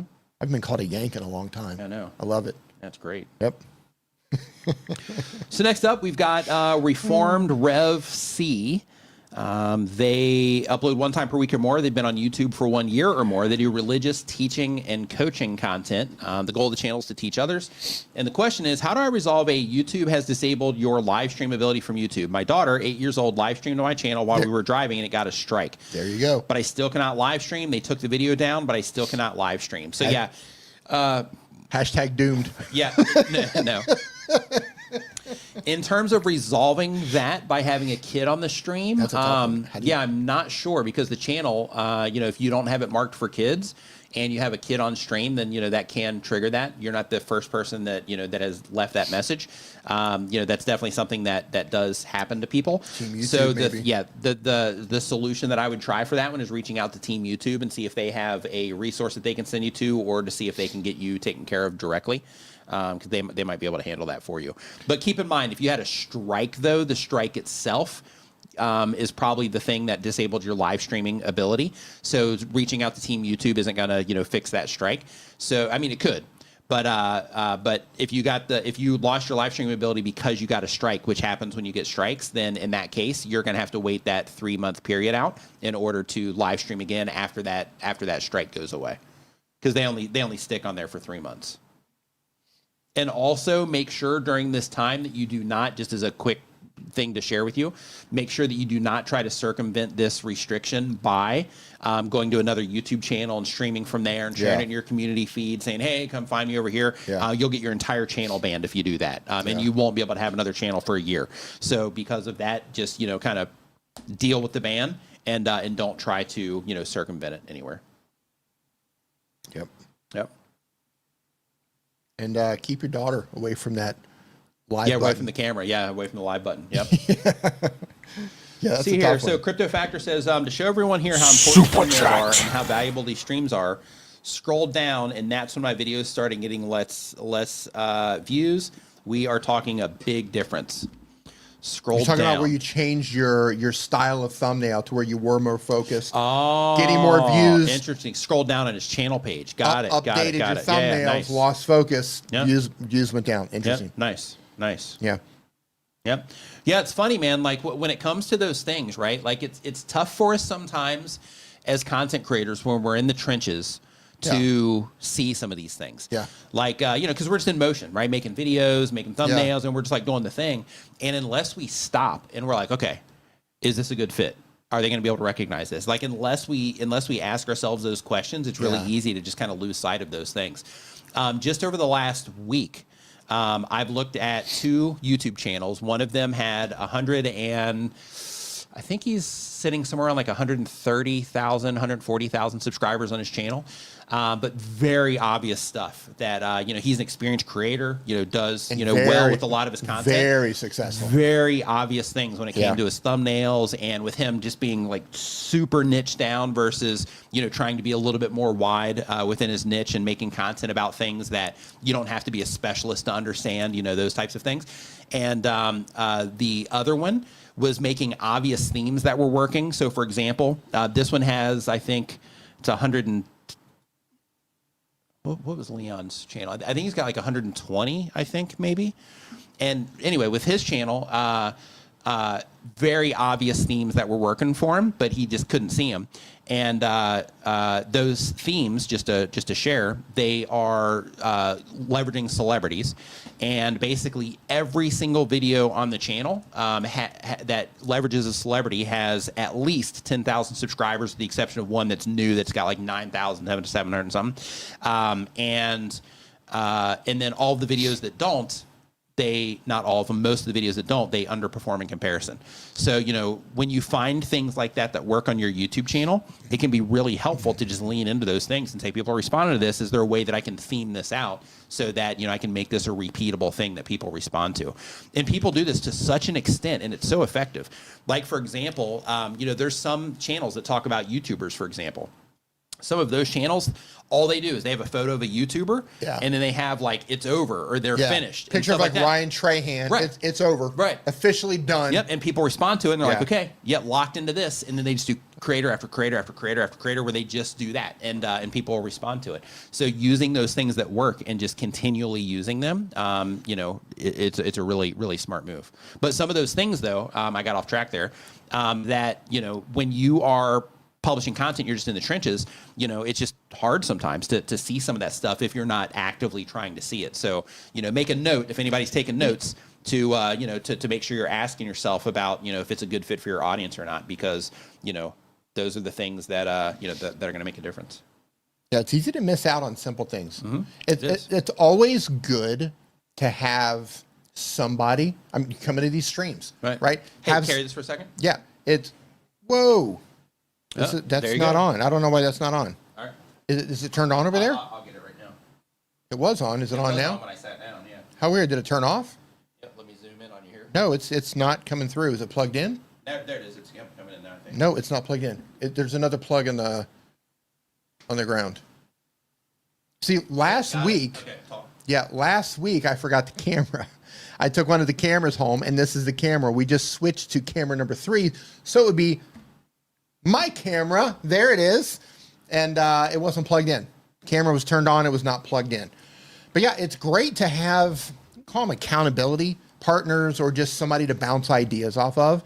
It's one of the great things about live streams in general, because it's easy to forget things. It's easy to lose focus. It's easy to forget about what you're trying to do. You also make a checklist. Make a checklist. You know, is this easy to understand at a glance? You know, just a thing that you have to go through before you actually hit the publish button. What is that saying? Can't see the forest for the trees, or something like that, right? Like we get so focused on other things, like smaller things with the videos, that sometimes we just forget to step back and think about, okay, we have to make a great idea that's super, super easy for someone to understand just while scrolling. Easy to do. Hey, Daniel, how you doing? Turned in and Plugged In was one of Dr. Ruth's first books. Hope you're doing well, Daniel. I'm scrolling through the chat here. Tropic Racing, can you give me thoughts on my super chat? When Nick gets back, he controls the channel operator over there. Definitely doomed. Valentine Station. So, yeah, somebody needs to make a thumbnail of Nick. Just says doomed. There you go. Oh, I love it. AI Creations TV. Nick stepped away. I'm his brother D. Nice to meet you. He will be back. I'm moving backwards through the chat here. Roger Wakefield in the house, ladies and gentlemen. Roger, as always. Roger, I need to get another one of these. I need one here, and I need one at home. By the way, if you guys don't have the Wakefield cup, this is just to show you the size. This is like a normal sized coffee cup. This is the Wakefield. It's enormous. Hope you're doing well, Roger. Hope you had a wonderful Christmas, and I hope you were going to have an awesome 2026, brother. Hope all was doing well for you. Nick will be right back here in a moment. Word of the day is doomed. You got it. KRD Ministry, how you doing? Slay went walking, says Daryl Leaves was sick last week. Do you know if he's feeling better? I do not, but I hope he's feeling better. Yeah, I hope he's feeling better. Yeah, I hope he's feeling better. I didn't know he was feeling ill. Yeah, I didn't either. This is the time of year, man. It is. So many people going I heard down. Roger Wakefield's in the house. I just came running. Yeah, I was like, hey, Roger Wakefield's in the house. I'm gonna swing. I'm gonna swing back over there really quick. What's going on, dude? Hope you're doing fantastic, Roger. Yeah. I have a feeling Roger's doing fantastic. I have a feeling he is too. Yeah, he's always doing fantastic. He is.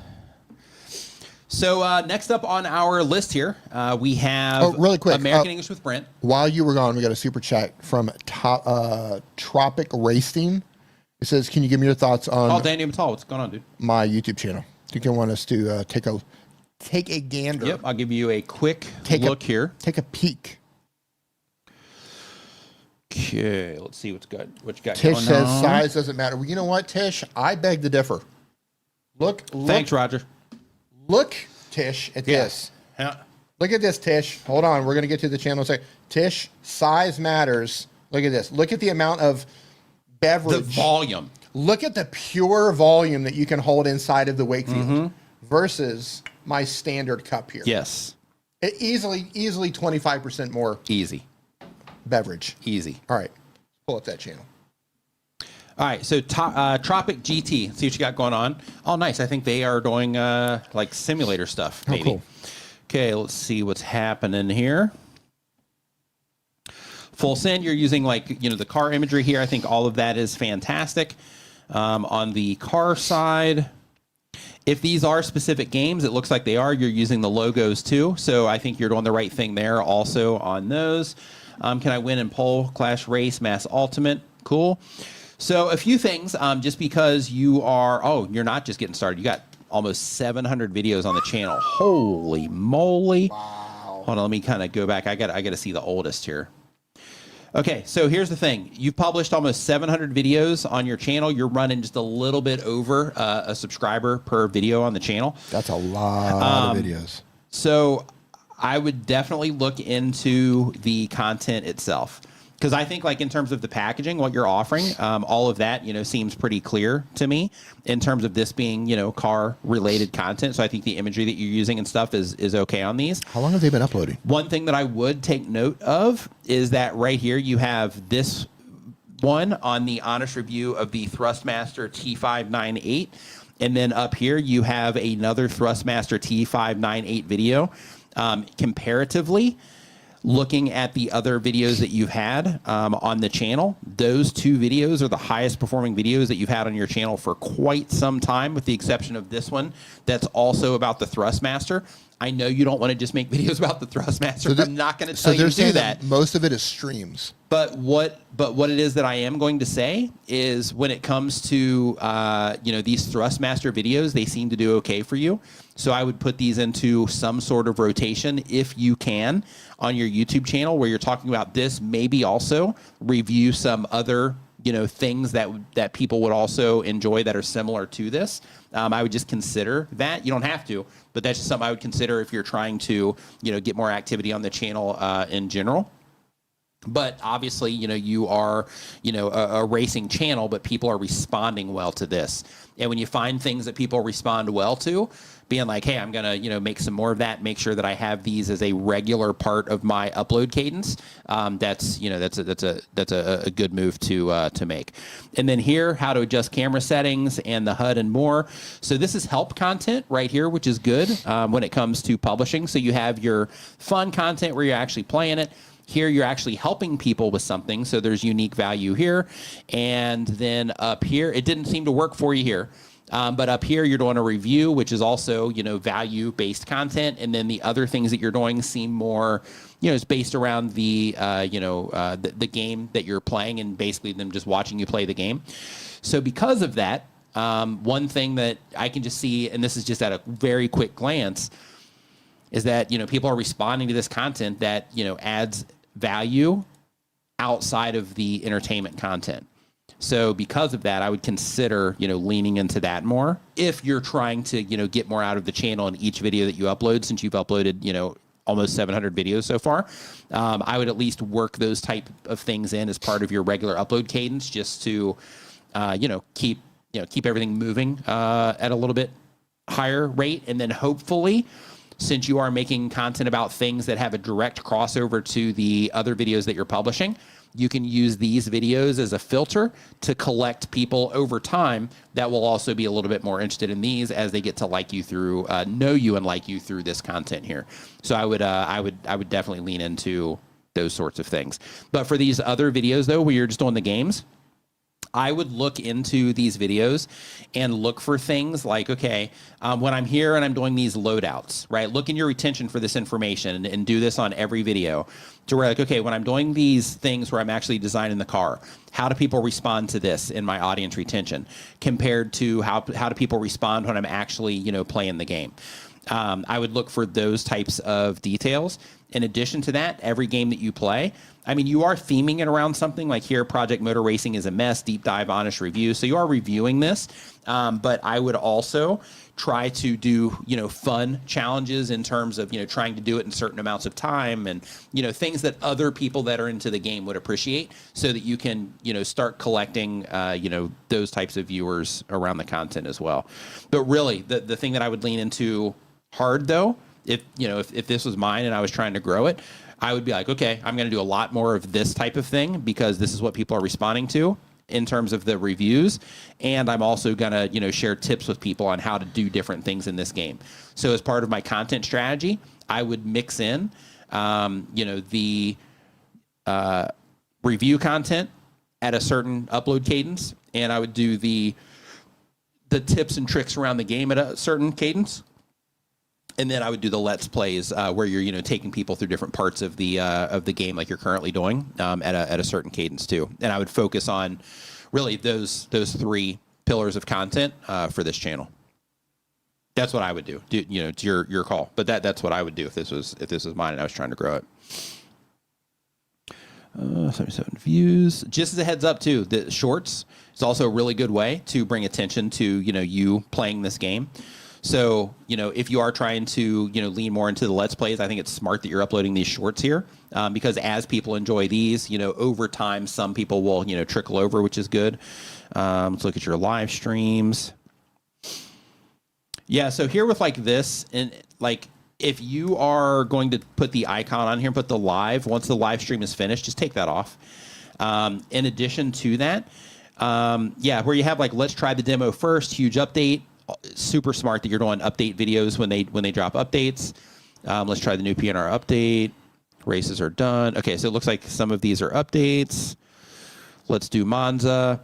Yeah, I would be a little bit more specific here on the live streams, like what it is that you're doing in there instead of just let's do it. I would be a little bit more specific, but after these are finished, because you want the replay on these too.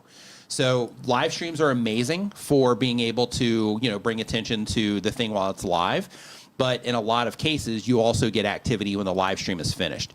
So because of that, I would remove the icon, I would remove the live text, and I would reformat this entire title to reflect what happened in this particular live stream so that people can also come in and enjoy it after the stream is finished. And if this is segmented in terms of, you know, I do this track, then this track, then this track, that sort of thing, then I'd put timestamps in there so people can jump to, you know, whatever part of it is that they want. IT Cornerby, what's going on? Hope you're doing great. Hope you're doing amazing. Hope you're doing fantastic. All right, so let's go on to the next question here. So next up, we've got American English with Brent. He uploads every other day. Learning English as a foreign language is the type of content. The goal of the channel is to teach others. And the question is, my goal is to reach 100,000 subscribers in 2026. I know it's a vanity metric, but I seem to have hit a plateau. My average reach stops at around 5,000 views. Any advice on what I could do differently to get me over that hump? Says you guys are helpful to the community. Thanks so much. Our pleasure. So let's take a look and see what it is that you're doing. Yeah, I was just stretching out too because I've been having that creatine now. Man, like I got to be really careful. I'll start like cramping up even at the lower stuff. Because yeah, I had 3 days when we went to the mountains where I didn't take any, and then today I did 5 because I came back in because I was like, yeah, we're streaming late and stuff. Yeah, my legs started cramping up. That's why I had to get up just a little bit ago. So, okay, so little personal stuff for you there. So now you know I'm having leg cramps from creatine, you know, which is great. We went up a mountain hike. We did like a temple thing. We had to go up, I think it was like 700 steps or something. Oh, yikes.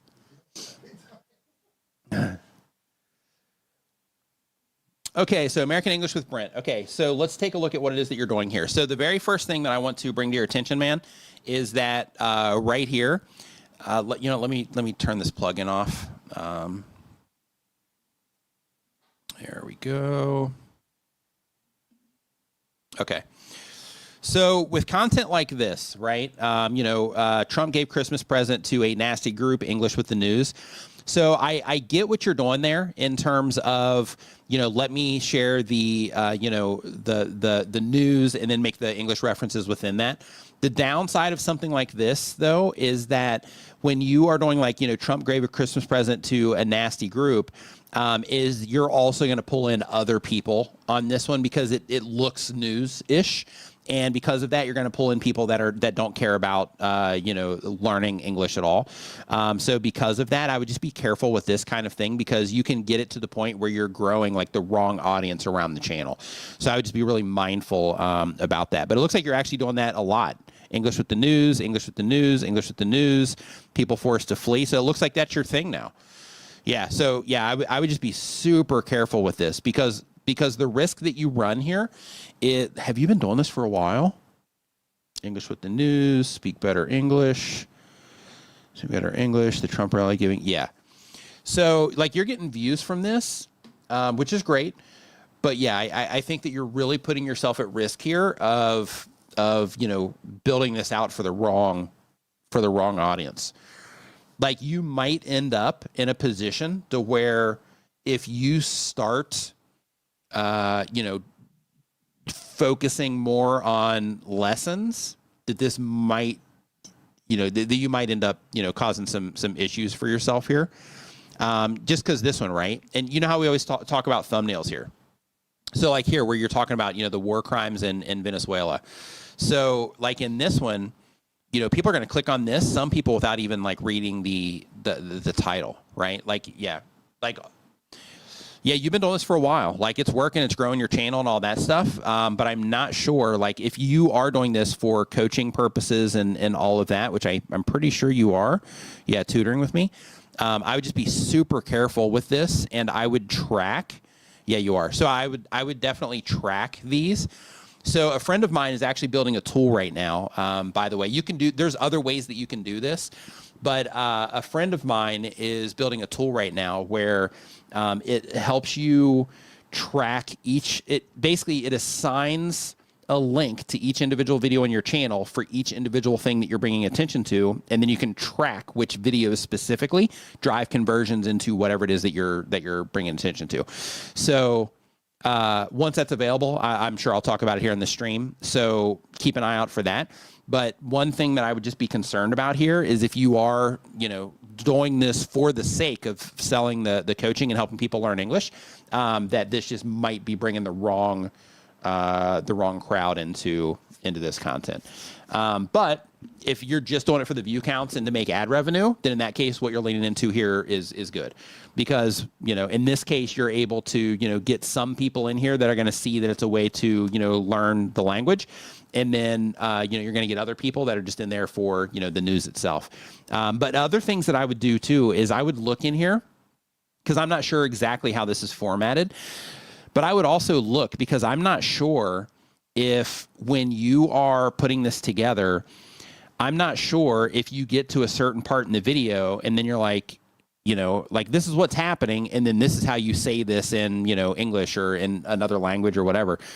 So the thing that I would also look for in your retention is what happens when I make the reference that this has something to do with learning the language and it's not just about the news, and see if you notice anything there because, I mean, like these news videos, you're getting views on them. So in terms of, are you doing the right thing to get views? It's working.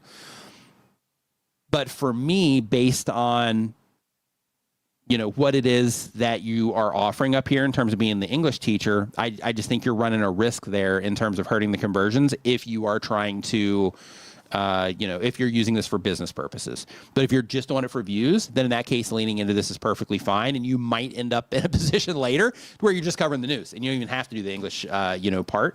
But I would look for those types of things in your retention in terms of, when it becomes clear in my video that this has something to do with learning the language, how is my retention impacted around that? And then I would start, trying to fine tune the content around that based on whichever direction it is that you want to, whatever direction it is that you want to go. Because what it is that you're doing here you know, like it's working. People are responding, and you're focusing on the right things in terms of, you know, the news and, you know, using, you know, controversial people in your thumbnail, stuff like that. Like you're doing all of that right. But the only concern that I have for your channel though is does it align with what you're really trying to do outside of, you know, getting, you know, views and subscribers. And don't get me wrong, you know, if it's ad revenue, then, you know, there's nothing wrong with that in any way, shape, or form. I would just make sure that what you're doing is being, you know, received by the right people. And you'll be able to see some of that in your comment section too. Like on some of these, you know, you'll be able to see people expressing their opinions on stuff, and when you see that, then you know, then that'll let you know. Yeah, please urge to warn Scam Center in there. Thanks a lot for your English lesson. Okay, so still in front of the English folks. Hey, why I highlighted this, by the way, or while highlighting this, see this little arrow or this little camera option right here? So that extension that I built for YouTubers that I mention, you know, from time to time called Creator Dashboard, this also has this built in. So like, let's say, for example, if he wanted to screenshot this to use it in his video, then he would just hit this little camera icon here, and then you can see it opens it up. It puts the comment right inside of here. And then if he wanted to, he could turn off, hold on, where's the blur? Here we go. So if he wanted to blur anything, then he could do that by clicking on that. If he wanted to highlight something here, like for example, if he was going to send it to me and say, hey, Nick, they were talking about my English lesson, right? Then he could do that. If he wanted to hide the channel name, you know, because he didn't want to dox somebody, he could do that. If he didn't want to, you know, show when the comment was posted, he could do that. But it just gives you all these little options on here. And then you can either copy this to your clipboard, or you can download it directly, and it comes out as a large size so that you can, you know, if you're somebody, like every now and then for me, one of the things that I'll do is I will put comments in videos. So instead of having to like crop it down, like screenshot it and then crop it down, make sure everything's even, and then go in and around the corners and stuff like that, you don't have to do that anymore. It's all covered inside of this. But yeah, looking at the comment section though, Brent, it looks like, you know, people are responding to it from the language side, which is great. But I would definitely look and just make sure, because you have a mix, right? Like you have this person saying Trump did a good job, and then you have other people that are, you know, there for the language stuff, and they say that, you know, your new cards with the definitions and examples look great, so you are getting that feedback. So yeah, so I think that, you know, you are still reaching the right audience, which is good for a lot of it, but I would definitely just really closely monitor this, like video by video, to make sure that you don't start sliding into the news direction, you know, without the language part, unless, you know, you wanted to go in that direction. But yeah, here's another one. Yeah, thanks for preparing the lesson. Even on holidays, you teach us. You never get tired. Yeah, so, you know, the language crowd is still participating, which is good. But I would keep a really close eye on that, though. And Roberto says right here, let me scroll up because I saw it come in. He says, your business model has to have primary mode. Either it's views and AdSense sponsors or it's to drive sales. Those not always compatible. If you want to sell courses, worry less about AdSense. Yep. Let's see here. So next up, we've got Cafe Fit. Does bi-weekly content, does dance fitness content. The goal is to be a full-time creator. And the question is, know what y'all know about me. I don't usually talk in my video unless it's a live video. Should I talk more, not only in the intro, but also to add text or a caption? Do you think this could potentially help? And how long should I test to know? Thanks, and I hope y'all had a great holiday. Hope you had a great holiday too. So when it comes to talking in your videos, this really comes down to you know, what you're trying to do. So, you know, some people are perfectly fine watching videos that don't have any speech in them. In a lot of cases, it makes it more accessible to people in other parts of the world if they can just follow along with something.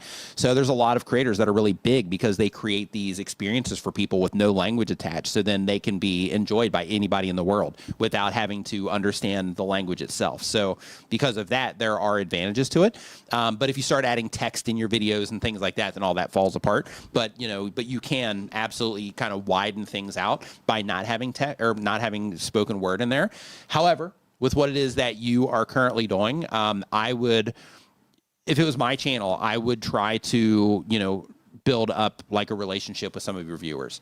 And the way that you do that is through talking directly to them. You do it in your live streams already. So I wouldn't necessarily like pad an intro or anything like that. You still want to get people into the content. But, like while you're doing the thing, if you have any thoughts to share, anything like that, you can just cut in and let them know. Or when you are starting the workout, you can talk about the workout, what you're getting ready to go through, why you chose that song if you wanted to, and just see how people respond to that. Because those are the types of personality pieces that help people connect to a content creator versus being able to watch anybody doing any, dance fitness routine. You want people to choose you in that scenario. And the way that you do that is by sharing, little pieces of yourself, throughout the content. But you don't want to do it in a way that interrupts the viewer experience.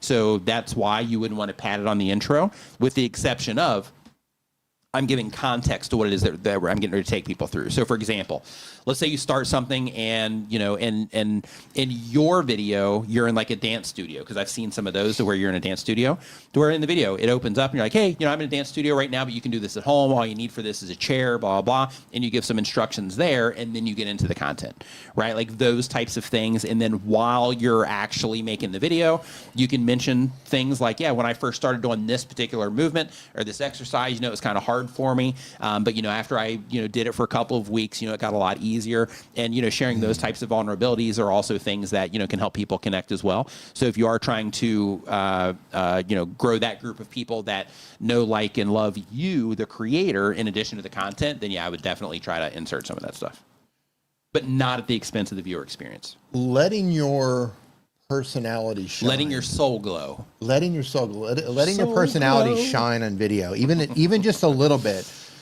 That can make the difference between why somebody watches your video versus somebody making the exact same video on another channel.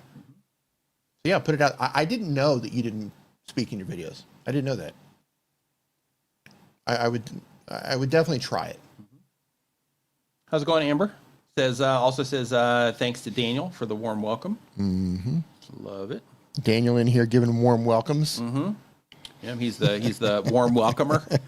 Yep. Daniel Patel, our in-house Walmart greeter. Oh yeah, that's right. People come in. Daniel's like, "Oh hey, what's going on? Hey, Ding dong. You need a basket? Yeah. Hey, how you doing? So Daniel ate some Chinese food. Okay. And over the holiday, he ate some Chinese food. This sounds like the beginning of a joke. Yeah. Yeah. So two YouTubers go to a Chinese restaurant. Right. And it was him and Megan. And basically they ordered Chinese food. Okay. And it hit his stomach so bad that he had to do what you do when it hits your stomach so bad. But it happened with such intensity, without going into gory details here, based on his Facebook post. So much intensity that he blew a blood vessel in his eyeball. Oh goodness. Yep. That's Rob the Maritimer, what's going on, dude? Hope you're doing Hey. great. Nice to see you in here. Hey, Hope you're Rob. doing amazing and had a happy and Merry Christmas or any other holiday. Yeah.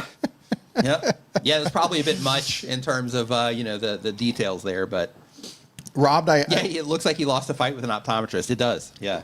Daniel, it happens to everybody. An ophthalmologist. Yeah. It happens. Ophthalmologist. Rob, I watched one of your videos.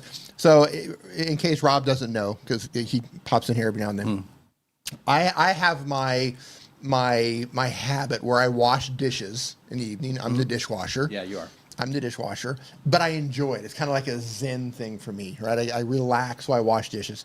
And usually I find a video to watch, and it takes me 15 or 20 minutes to get everything washed and to get everything cleaned up. And, I spray the counters down and just do the whole thing, right? It's kind of like a wind the evening down. And usually I'm watching a YouTuber or something I'm going to, 15, 20 minutes. Lately, Rob's videos, well, obviously YouTube doing what YouTube does, right? You watch one person's video that just happens to be like 20 minutes long, signal to YouTube, oh, you like this person, you like their long videos, so here's a bunch of them. Anyway, Rob, I watched one of your videos, I listened to one of your videos while I was doing dishes, and you were talking about your origin story. And I just want to say that was a fascinating video. Yeah. So it was great.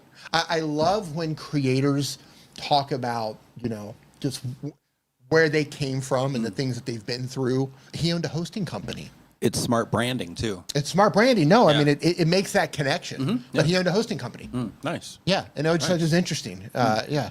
So yeah, go watch that video, everyone. It's really interesting. I was washing dishes and he was talking about stuff and I was like, oh yeah, hosting I'll company. check that That's out cool. later. Yeah. So, Card World Uncovered. Cleaning my counters. Okay, go on, Rob. Card World Uncovered. They upload 1 time per week or more. Been on YouTube for less than a year. They have a Pokemon channel. The goal of the channel is to be a full-time creator. And they say, I'm working on getting better CTR, but nothing I'm trying seems to be working. I haven't managed to get above 3% on any of my videos. What advice would you give me to potentially increase it? Thanks in advance for your help. Let's see here. So, okay, let's see what you got going on here.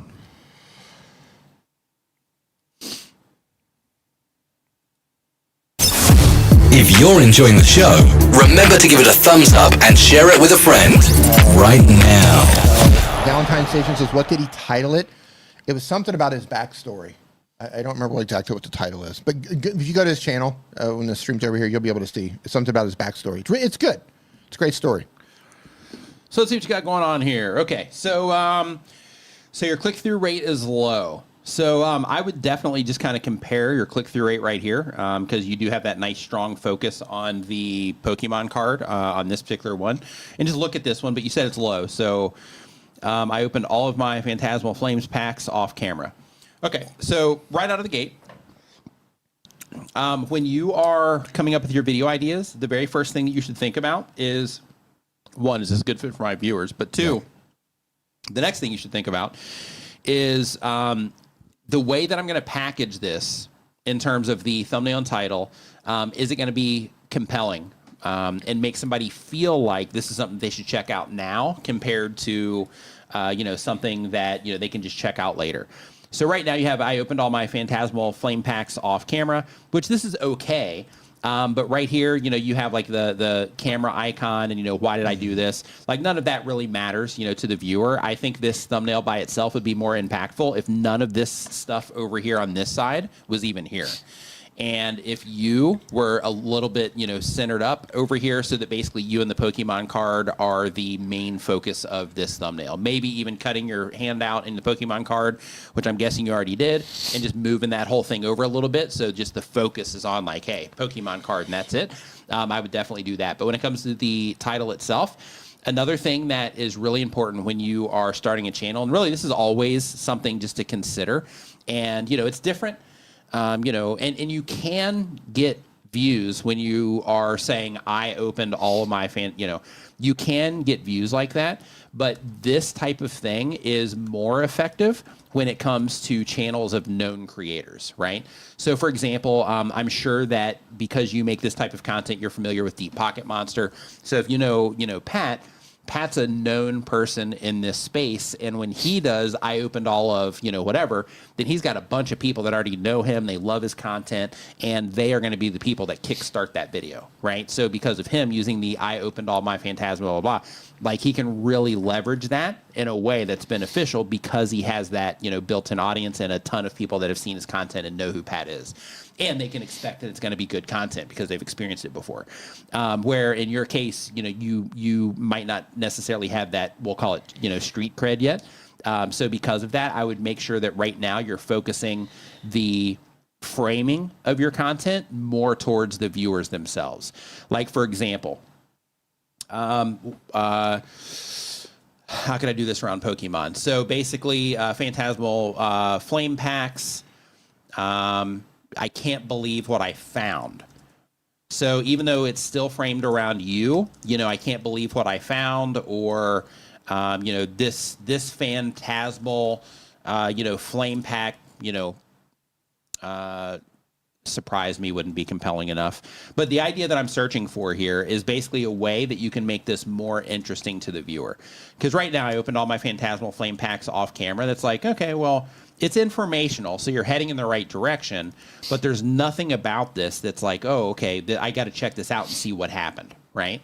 But if you add, if you reframe this in a way, I'm going to try to workshop this with you here in real time. So I opened all my Phantasmal Flame packs off camera. So Phantasmal Flame packs,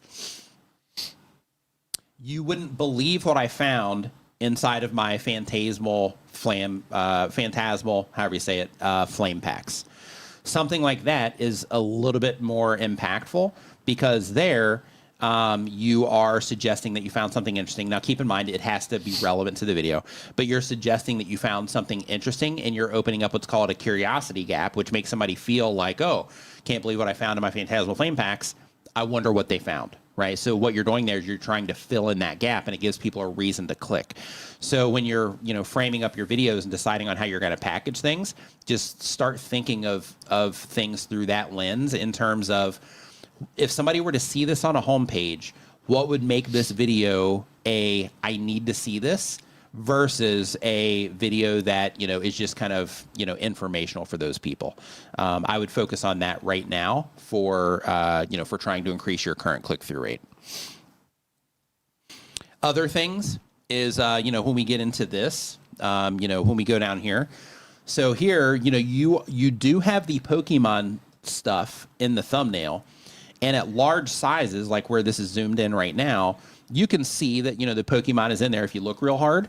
But what you want to do and the practice that you want to get into when it comes to putting your packaging, or we'll just say your thumbnails together, is that you just have an explicit focus on the thing that's going to help your viewers identify that this has something to do with something that they care about, which in this case is not chase hit.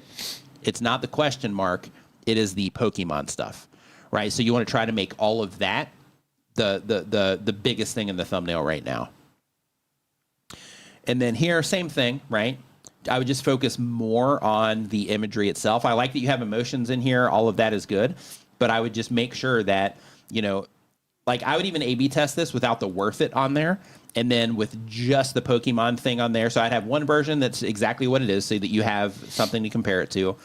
And then I would do a version without the worth it text on there with just you and the stuff, the background, book that you got back there. And then I would do another one with just a close-up of the book and try to take a really good shot of that book so that it's just a nice, clear focus of the thumbnail, and then do that one and see which one of those went out with this. But the whole idea, and this one, by the way, where you say, was this, box a waste of money? In this particular one, I think the framing of this one is actually okay, but I think that you dropped the ball on the thumbnail itself. But keep in mind, there's more to the performance of long-form content than just this. I'm just focusing on your thumbnail right now and how you're framing this stuff because you're having trouble with your click-through rate. So just more focus on the Pokemon stuff. Even here, it's in there, but it's super small. And the problem with this, and I'll just demonstrate this for you, is if we make this small, and I'll just do this on this one and this one, if we scroll down here and we see it at small size, then you can see those things that matter the most to the viewer are almost not even visible at all, right? So because of that, when you are putting all this stuff together, you just want to think about, okay, if I zoom out, right? Because when you're making thumbnails, and this happens to all of us, when you're making thumbnails, you are probably, I'm going to guess, either on your phone or you're on a computer. And if you're on a phone or your computer, it's probably at a decent size, right? When you're making it, you're like zooming in and, things like that. If you're on a computer, it's even worse because then you have this like big screen that you're working on and, you're seeing everything at the large sizes there. And in your mind, and again, this happens to everybody, in your mind, you're like, yeah, I can clearly see everything. It's obvious that this has something to do with Pokemon. But then when it gets just a little bit smaller, then you start losing all of that context that has anything to do with Pokemon. So because of that, I would definitely try to put a big emphasis on Pokemon. And other things too that I would do right now while your channel is new and while you're still, trying to get that initial footing is I would also mention Pokemon in the actual titles more. So right here, should you chase your dream card or just buy it? Should you chase your dream Pokemon card or just buy it? Right? I opened all my Phantasmal flame packs off camera. However you would frame this, if you can, get Pokemon in there somewhere. Why I chose Ace Grading, Major Gravidor X Return.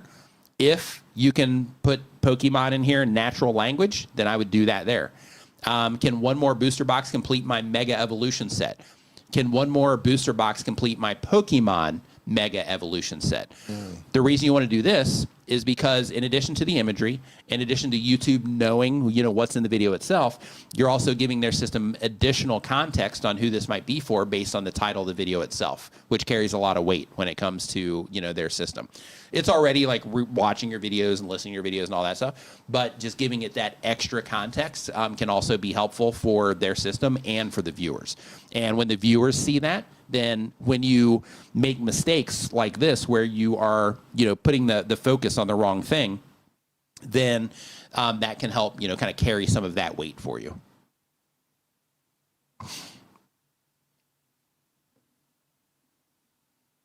How you doing, Ed? All right. Next. What do we got next? How we doing on questions? Scale Train Station says if they did Pokemon cards, they put slot machine sounds while opening the packs when you're going gambling into what the pros do. No. Okay, so next up on our list here, we've got the 13th Storyteller. They're getting ready to start their channel.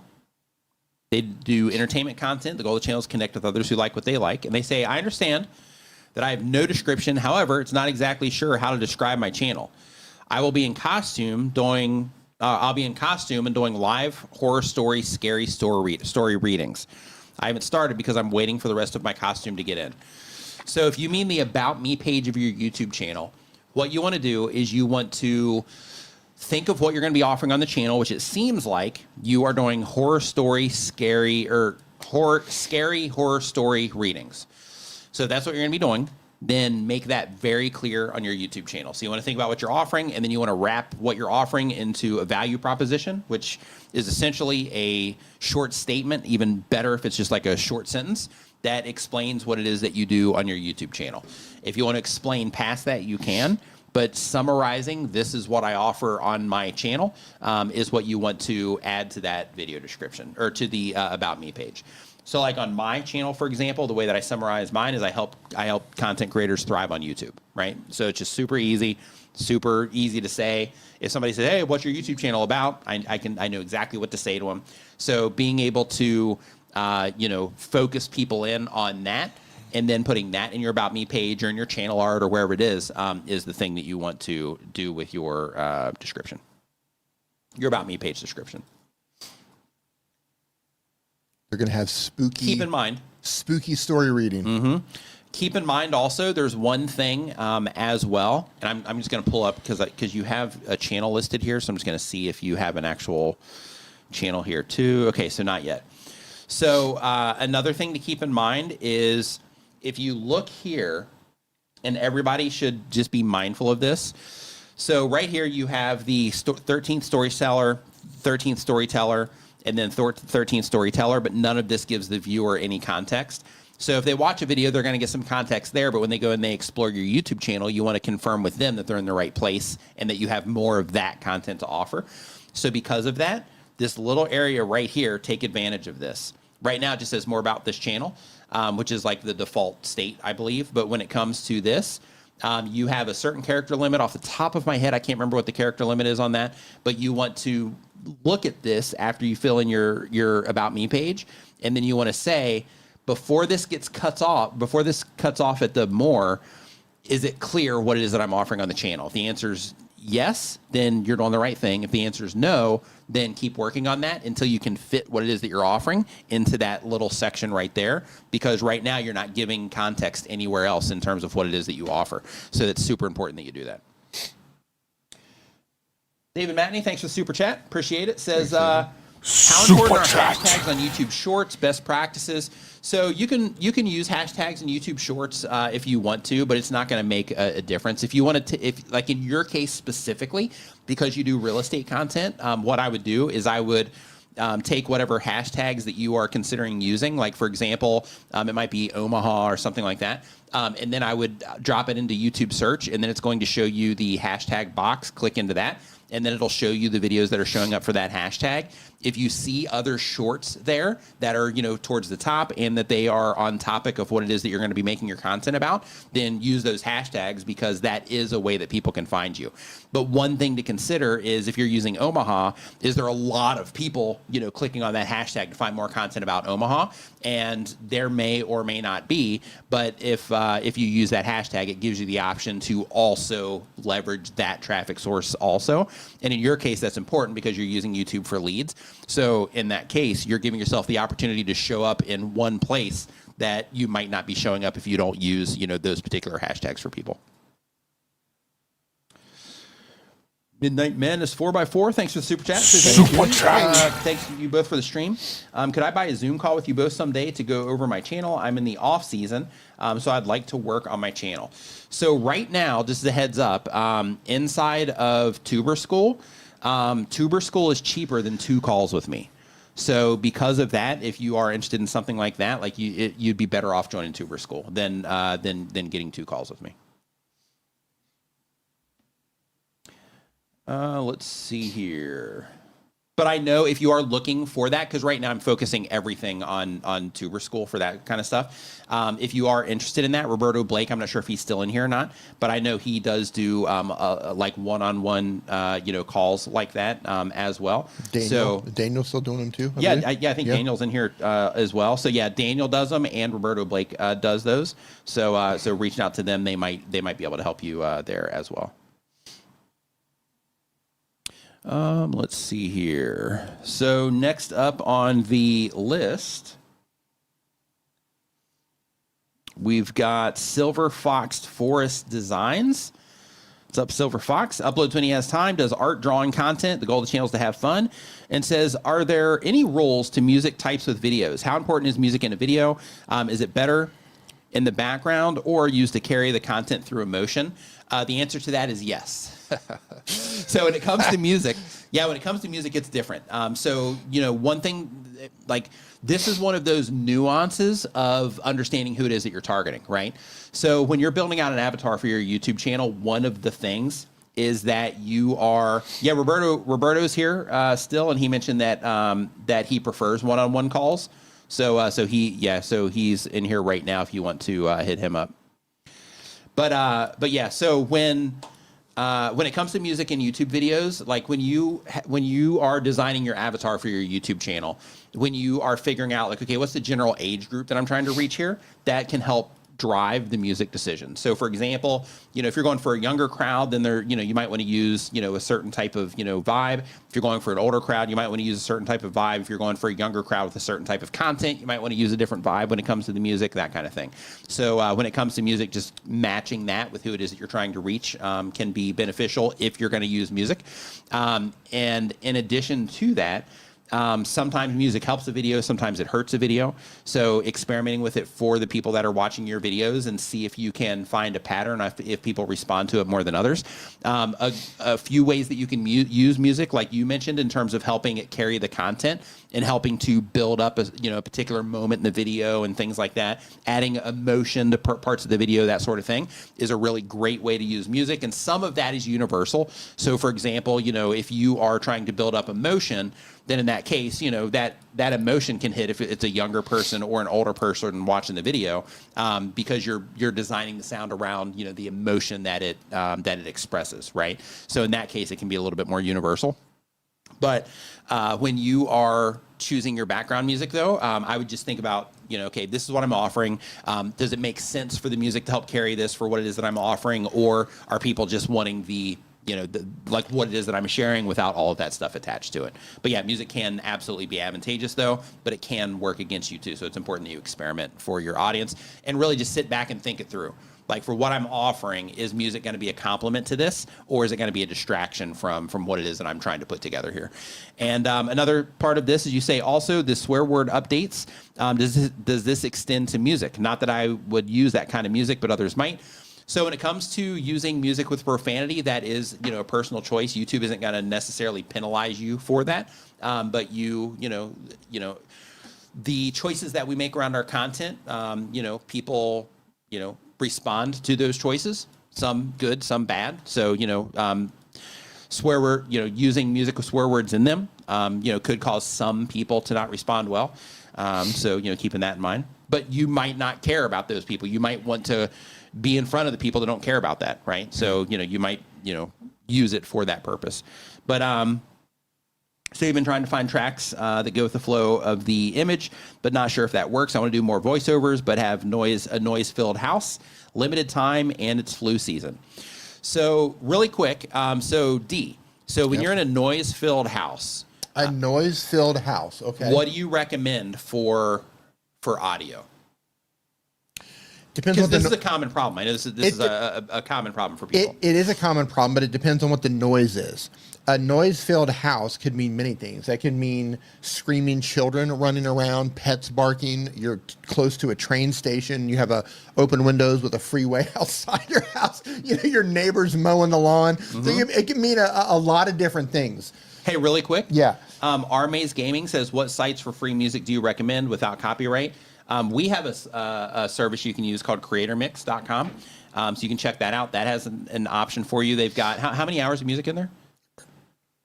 I think it's like 8 hours or something like that of music. Yeah. So that's one. I know Roberto Blake has one called Zenbuster Music that you can use. I know Harris Heller has one called Stream Beats. And there's also like backing tracks from Epoch's Vox. Yep, that one too. And like NCS, I believe you can use those too. But just be a little bit careful because they take submissions. And those are some to get you started. Yeah. Go ahead. So let me say this about using music. Even music where it's safe to use, you can still end up with a false copyright claim.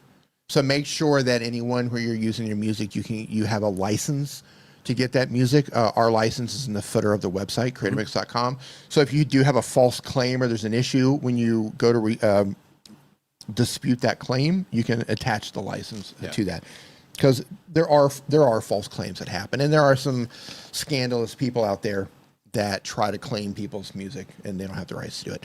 So it depends on what kind of noise you have and what type of content are they making? So they're doing art drawings. Art drawings. Mm-hmm. Yeah, honestly. So without knowing your exact problem, it's difficult for me to give you exact advice, but I can tell you one thing we did in this room particularly, because we are close to a road and we are under the flight path of the airport. So we have a lot of noise outside, and something that can kill probably 50% or more of the noise that's coming from outside is to go to the hardware store and get that sticky window sealant, the rubbery stuff that you can put around your window. When you close the window, it will seal it, right, to make like it airtight. Put that around your windows. And Home Rapid Repair probably has a video on how to use that, actually. Yeah, and also put it around your doors. So any doors that you have, you can get, depending on the gaps you have around your doors, you can get that rubbery foam sticky stuff that goes around the edges and it can seal up around the edges. You can also get things that go underneath the bottoms of the doors. Think of it this way. Anything you have coming into your room or coming into your house, any crack where air or light can come through that crack, even if it's like a crack underneath the door and you can see light coming in from the other room, sound is traveling through there. So if your doors are not sealed and your windows are not sealed, then sound is going to come through there. If air can come through or if light can pass through, you will get noise. So we sealed up the windows and the doors in here, and that eliminated 50% or more of the sound. Right now, there's an airplane flying overhead right now. Did you hear that? Yep. Yeah. If we didn't have that window sealed up right here and the door going out into the balcony, everyone in here would have heard that airplane go over. But you didn't.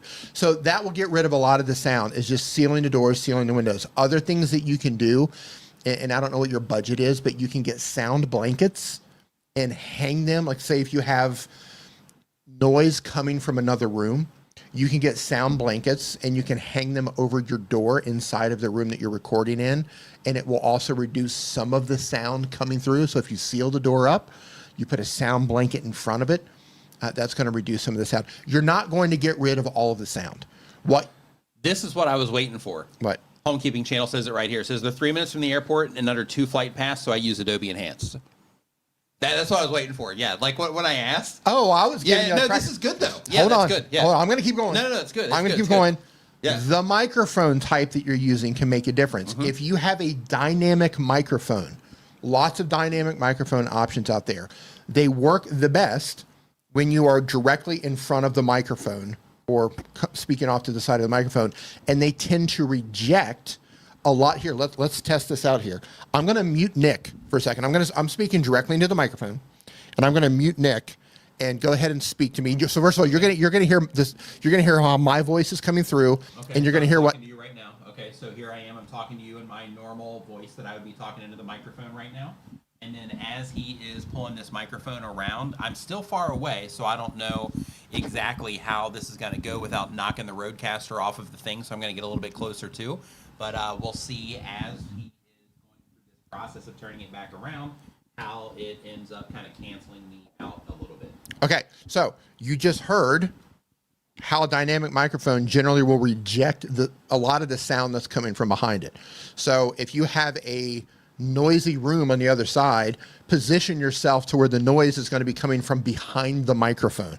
Get a dynamic microphone, put the back side of the microphone to where the noise is coming from, and it's going to reject a lot of the noise.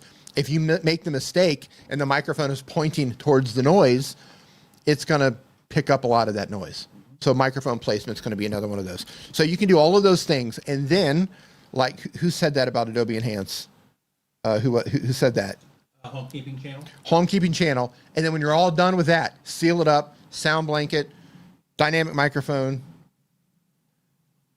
run it through Adobe Enhance, and you'll have to adjust the sliders, and you can get rid of a lot of the background noise and still make it sound natural. Yeah. So you can, I usually leave a little bit of background sound in when I use Adobe Enhance, and then I'll put like a sound bed underneath it where I'll put music in there, not because I want you to hear the music necessarily, but I want it to fill in the dead space, because maybe I removed too much background and it didn't sound natural. So I want to add just a little bit of music in there that you barely hear, just to kind of fill in where the dead spaces that I took out. So a long answer, but nope. I'm running the show here now.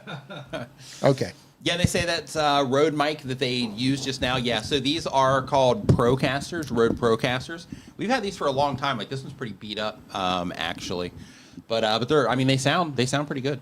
Yeah. So yeah, good. Yeah, I'm gonna guess as I move this around, you probably heard he didn't get picked up a lot, spun it around and probably picked up a lot better. Yep. And you'll notice with these sorts of microphones, these are popular with podcasters, people who do video podcasts. Dynamic microphones, they need to be close to you. They're not like a shotgun microphone where you put it out of the camera and it is, I'm going to call it zoom in. Yeah. But the shotgun microphone will essentially zoom in and pick up any audio that's in front of it from a distance. Yeah. But you have to be close to these. And a good rule of thumb is, a good fist or this far away from a dynamic microphone. You can be okay. Next up, we've got Trinidad and Tobago News Official. They do daily content, but on YouTube for a year or more. They have a news channel. The goal of the channel is to make money. And they say that how to gain more subscribers and views. If you're making news content, you'll get there. Yep. Like, you got to... I'm going to pull up your channel and just see what you're doing. Yeah, I'm going to tackle this one more while you're pulling them up. Yep. So Beanie says the Shure SM7B is pretty popular with artists. Yeah, I have that at home. I love it. Yeah, I have one of those too, but I'll say this, and this is a personal problem that I have. My mouth, I make a lot of mouth sounds. If you find that you get clicky, wet, smacky sounds, ew, the Shure SM7B might not be the mic for you, because it is so good that it picks up every little morsel and little crackle that your mouth makes. So I have it too, but I tend not to use it because I spend more time trying to clean up my audio when I use that than when I use like the pod mic. So I just want to put that out there. Yeah, I try to emphasize my mouth noises. Yeah. Yeah, I'm like, let me just smack it right in their ears. Yeah. Yeah, I'm like, when I'm talking, I'm chewing gum, right? I'm like, all right, how can I increase these mouth slaps? Yeah. Yep. Yep. Okay, so so on the Trinidad and Tobago News Official, so what you want to do is you want to just talk about things that are trending. You want to make it clear what it is that you're doing.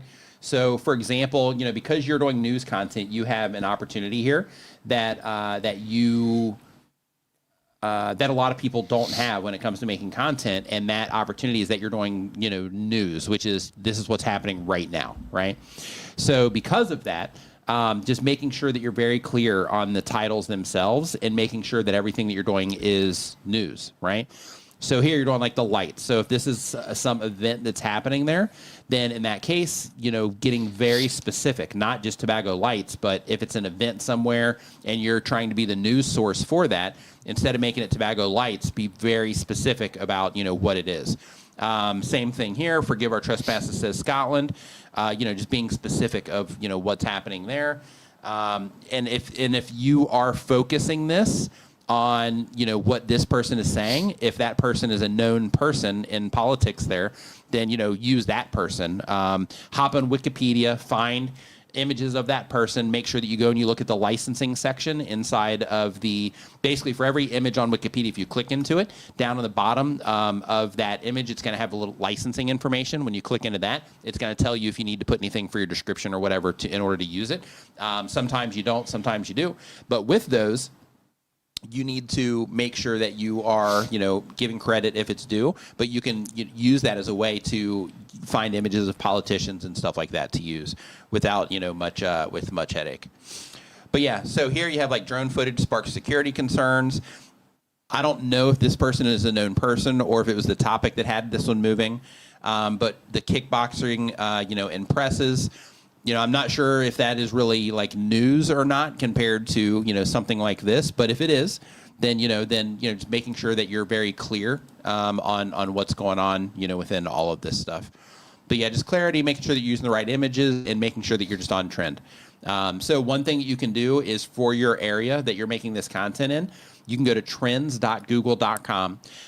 They have a drop down where you can select the locations. You can do worldwide, you can do US, you can do Trinidad.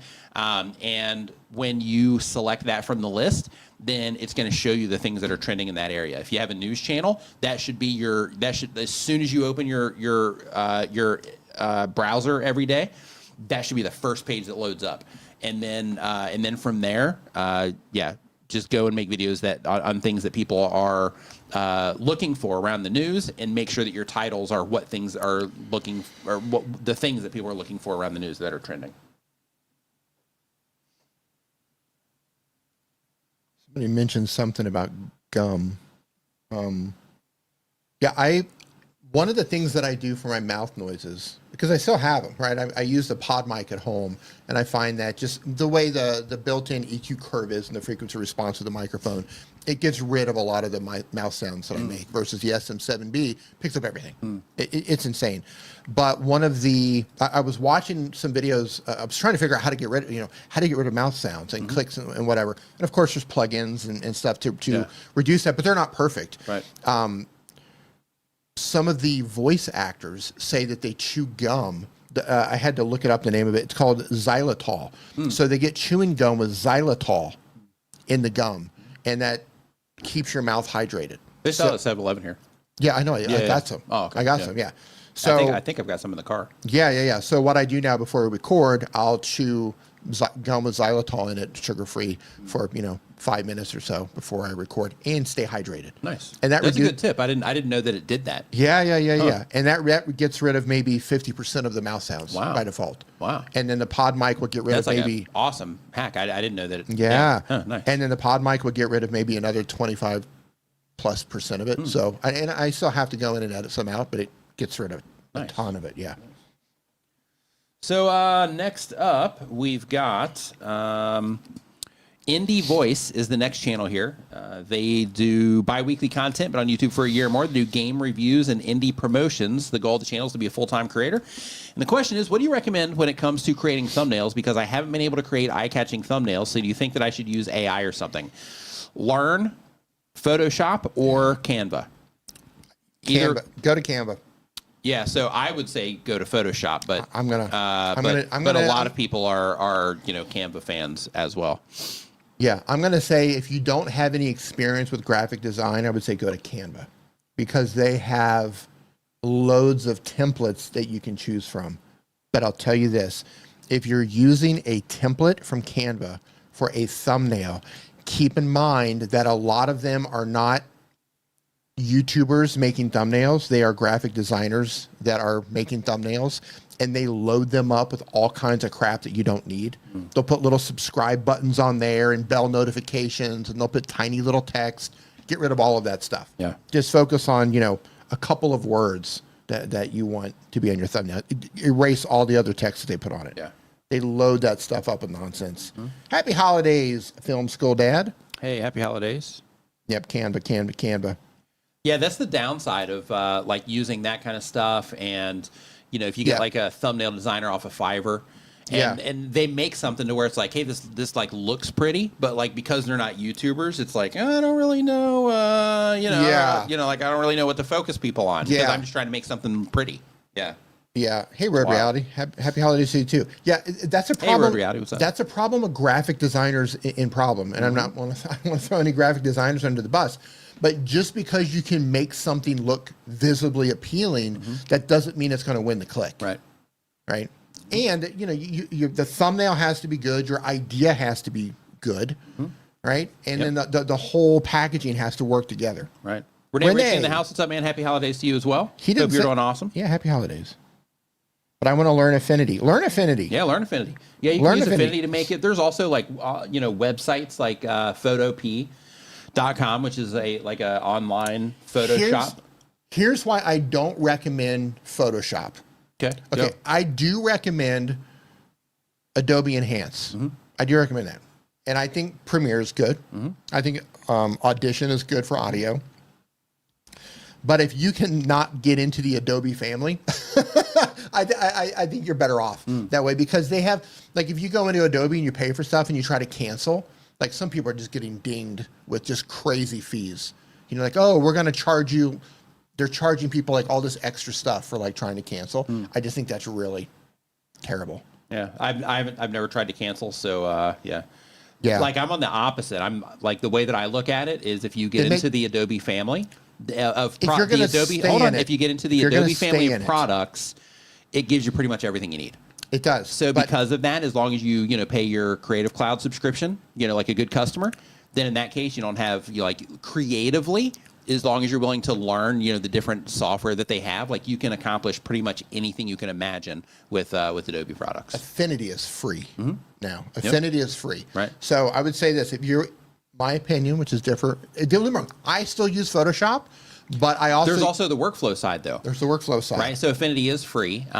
Just like when you have Adobe Premiere and you're processing your audio, Renee. You can just right click it. You can just right click it, and then you can just open it right up in Audition, right? Like things like that. Right. For There's me, workflow on the workflow side are where Adobe really shines. Right. Renee's right. He says once you start down the creative rabbit hole, or control your destiny, 100%. Yes. Yeah, I'm in. Exactly. Man. I'm in the dark side. If Adobe's there, I'm in the dark side. That's it. That's the thing. Adobe makes amazing products. Yeah. Undisputed. Just they're the best. Yep. But when you go down that road, you're going down that road. Yep. So I would recommend, if you haven't gone down that road yet, I think Canva's fantastic. And if you want to go into something a little more complex, I would look at Affinity before I went into Photoshop. Sounds like the Godfather. Yeah, that's how I picture their board meetings. Over at Adobe. So what are we going to do if they cancel? Yeah. Here's what you're going to do when they cancel. You're going to charge them triple. Well, they're not going to pay triple. Well, then they're trying to cancel. Yeah, I know. Yeah. Exactly. Yeah, so we got to charge them a cancellation fee. Yeah. That'll teach them. Yeah. We'll send people to their house. Yeah. So next up, we've got Score Family Adventures. They upload one time per week or more. They do outdoor adventure content. The goal of the channel is to be a full-time creator. And the question is, some people have told me to niche down as it makes us... As in, make a separate camping channel or a separate fishing channel. What are your thoughts? So your goal is to be a full-time content creator. So we have to make sure that we keep that in context when I am looking to see what it is that you're doing.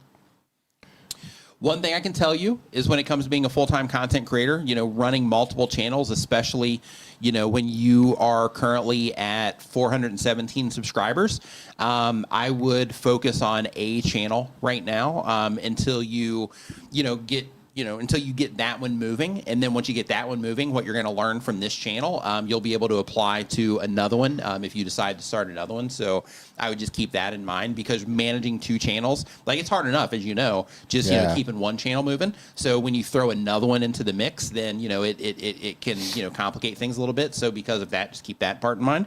But when it comes to having an outdoors channel, you can have an outdoors channel where you are, sharing just general outdoor stuff, and camping can be a part of that. However, the place where things get, a little bit weird is when you have, let's see here, 1, 2. Actually, I don't know if that one was camping or not. Yeah, so you have another issue here on the niching downside. So let me share this really quick. Yeah, let me share this just so you can see what's going on. So here, right, you have this $50 challenge, $50 thrift store challenge with my daughter. So for a outdoor channel, right, Adventures brings you outdoor family adventures. This doesn't have anything. She's even inside. So she's in outdoor, gear, but she's inside. So because of that, to make this relevant to your audience, I would at least, put something about it being outdoors here if you guys did anything outdoors, but I'm not sure if you did. But what your friend is telling you about niching down for content like that, that's where things start getting complicated. Now, if you have, fishing content and it's all, fishing content or all camping content, things like that, it can be fine. It can also be fine to have, hey, we're an outdoor channel. We have a pillar of camping content and a pillar of fishing content and a pillar of, some people, do hunting content, as part of that. So, in that case, that's perfectly fine to do those sorts of things. But it starts getting complicated when, you drop in, videos like that one or other videos that might not be relevant to, that crowd. So there is value in saying, hey, I'm a camping channel. And we're not just a camping channel, we're a camping on a budget channel, or we're a luxury camping channel, like whatever the thing is. It can help, you stand out, against just general camping channels. But the problem is when you are dropping in things like this, thrift store challenge, as an example, because the best thing that can happen is that video can do awesome.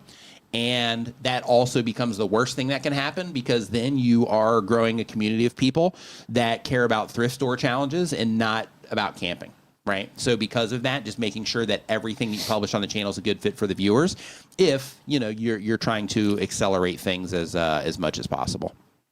But yeah, niching down does have its place, though. If you have a channel dedicated to fishing, then every single video is going to be a perfect fit for people that are interested in fishing. Yep. If you have a channel that's dedicated to camping, then every single video is going to be relevant to people that are interested in camping. And then from there, you just have to make the right content decisions around the camping content or the fishing content. So there is value in that. But the way your channel is currently positioned is that you are an outdoors channel. And since you are an outdoors channel, then, camping mixed with fishing, and you have 2 different pillars that you're running there is perfectly fine with your channel. But if you did want to just laser focus it, there's tons of value in that too. So that one's your call to make, but there is lots of value in focusing a channel. But the thing that I wouldn't do is I wouldn't recommend, doing 2 channels at once when you're trying to figure out how to get one of them working. I definitely wouldn't do that. Other things that I just want to mention is here you have Exploring Birds Hill Provincial Park and a winter fun adventure. So I know that as a part of this, you are doing like family outdoor stuff. But here where you are exploring the Birds Hill Provincial Park on a fun winter adventure, I would also make sure that your thumbnails are relevant as well for that content. Because right now you have your daughter doing the like a snow angel. And in terms of, this grabbing the attention of the people that you might be trying to reach with this, that's probably not the one that, not the thumbnail image decision that's going to knock that one out of the park. So I would definitely keep an eye on doing stuff like that too. Other things is when you have series of videos like this to where, hey, this is working, this is working, this is working, this is working. I would try to follow those patterns as much as you can as well. Granted, these, it's been a while since you made those videos, but when you do find those things that work, trying to lean into those if possible. And I know, there's only, so much ice fishing that you might be able to do, until, wintertime, runs out. But, those types of things are, definitely things that you can lean into when the season is appropriate for it.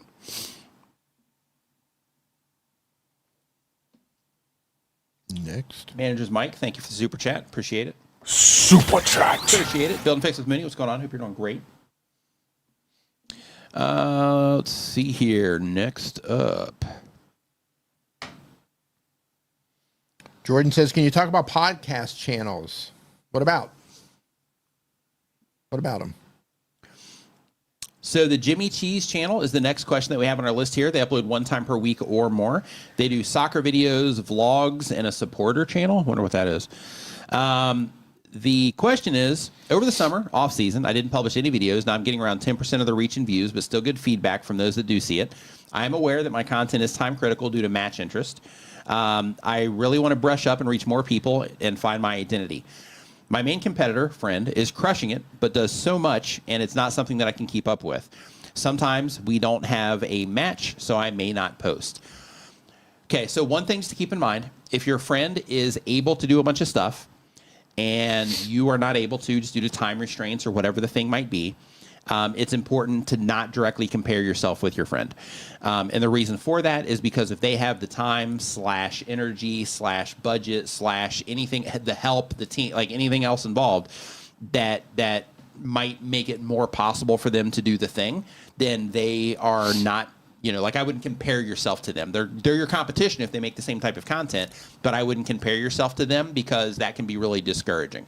Because if you're a one-man show or one-person show and you are trying to compete with somebody that, has other advantages, then in that case, you're just going to be causing yourself a lot of frustration. So because of that, just, recognize that they are not somebody that you should be, kind of putting yourself up against just for your own, for your own sake. But says, are my titles and thumbnails for the right audience? I'm worrying that I'm being too cryptic, and it may not appeal to people who want to watch the vlog. Should I be posting more videos not match-related, such as news? Listen at work and appreciate everything that you do. Thanks from an award-winning cheesemaker in England. Nice. An award-winning nice. cheesemaker. Love it. So let's see here. That's Jimmy pretty cool. Cheese. Let's see what you've got going on. Jimmy Cheese. Let's check out your cheese. Okay, Jimmy Cheese, travel, football, and food. Okay, right out of the gate. You gonna pull them up? Yeah. So right out of the gate, up here, you mentioned that you do travel, football, and food. These are wildly different viewers. I would pick something there and focus on that thing. So right out of the gate, definitely something that I would work on there, just getting super clear on what it is that you're doing. As I come down here, family match, instant reactions, and live fan chat. So down here, I get the feeling that you are focusing more on the sport versus, or more on the football versus the travel and food, but we'll see as we take a look. He says, well, it's just football now. Oh, okay. Yeah, I would make that clear up here, then update this so that other people, because you just saw the reaction. I landed here, so if I would have watched this video right here, and then I came and clicked on your channel to look for more, and then I saw this, I would be like, oh, wait a minute. So they've got other stuff on here. And then I may or may not keep exploring. I probably would. I'd scroll down so you have other stuff here and see that it was football. But just adding that instant moment of clarity, letting people know exactly what it is that you offer is just advantageous for those people that are engaged enough and enjoying your content enough to go and explore your channel page. So I'd definitely update that. That's not going to move the needle for you or anything. That's just that moment of clarity. So when people land on your channel, they instantly know what's up. Let's see here. Coventry, one scanner 2 dropped. Cowboy. So one thing just to mention it here really quick, because I wouldn't worry about all these like emojis and stuff that you're doing. It's more advantageous to have titles that are just super easy to read than it is to pollute them with emojis and things like that. So, there is a place for these, but for what it is that you're making, I wouldn't worry too much about adding emojis and things like that, because the thumbnail is the thing that's going to grab the attention, not the emoji. Mm-hmm. All the emojis are doing in this situation is they're making your title hard to read. So because of that, you want to make sure that with every video you publish, that you're thinking, okay, is this going to be super easy for people to read and understand, at a glance what's going on here? But here, imagery-wise, because you mentioned your thumbnails, this is clearly about, the game. You also have the logos in here. They're a bit small. When we zoom in and we see them, the autoplay is going. When it's small, this is going to be really challenging to read. I'll show you real quick. So if we click on that one and click on this one, if we scroll down here, you can see that at a small size, you can more easily see the sports stuff here. It's still not that great, but you can at least see it has something to do with sports.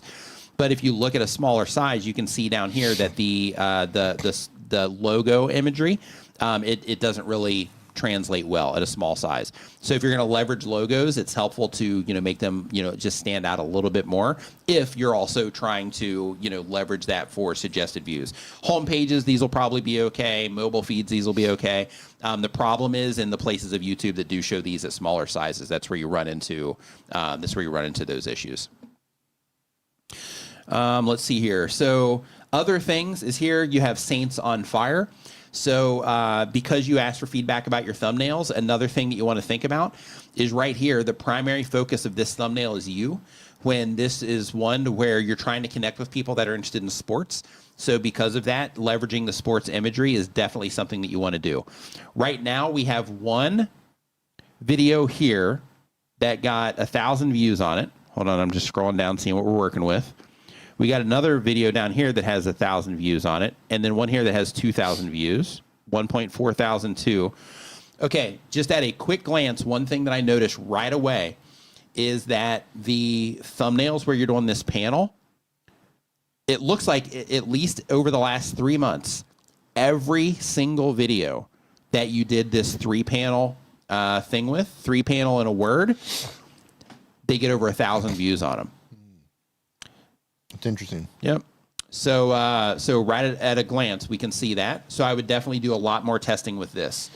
So even for this, go in, try to do something similar, and just use YouTube's A/B testing tool and see if it makes a difference for any of these other videos.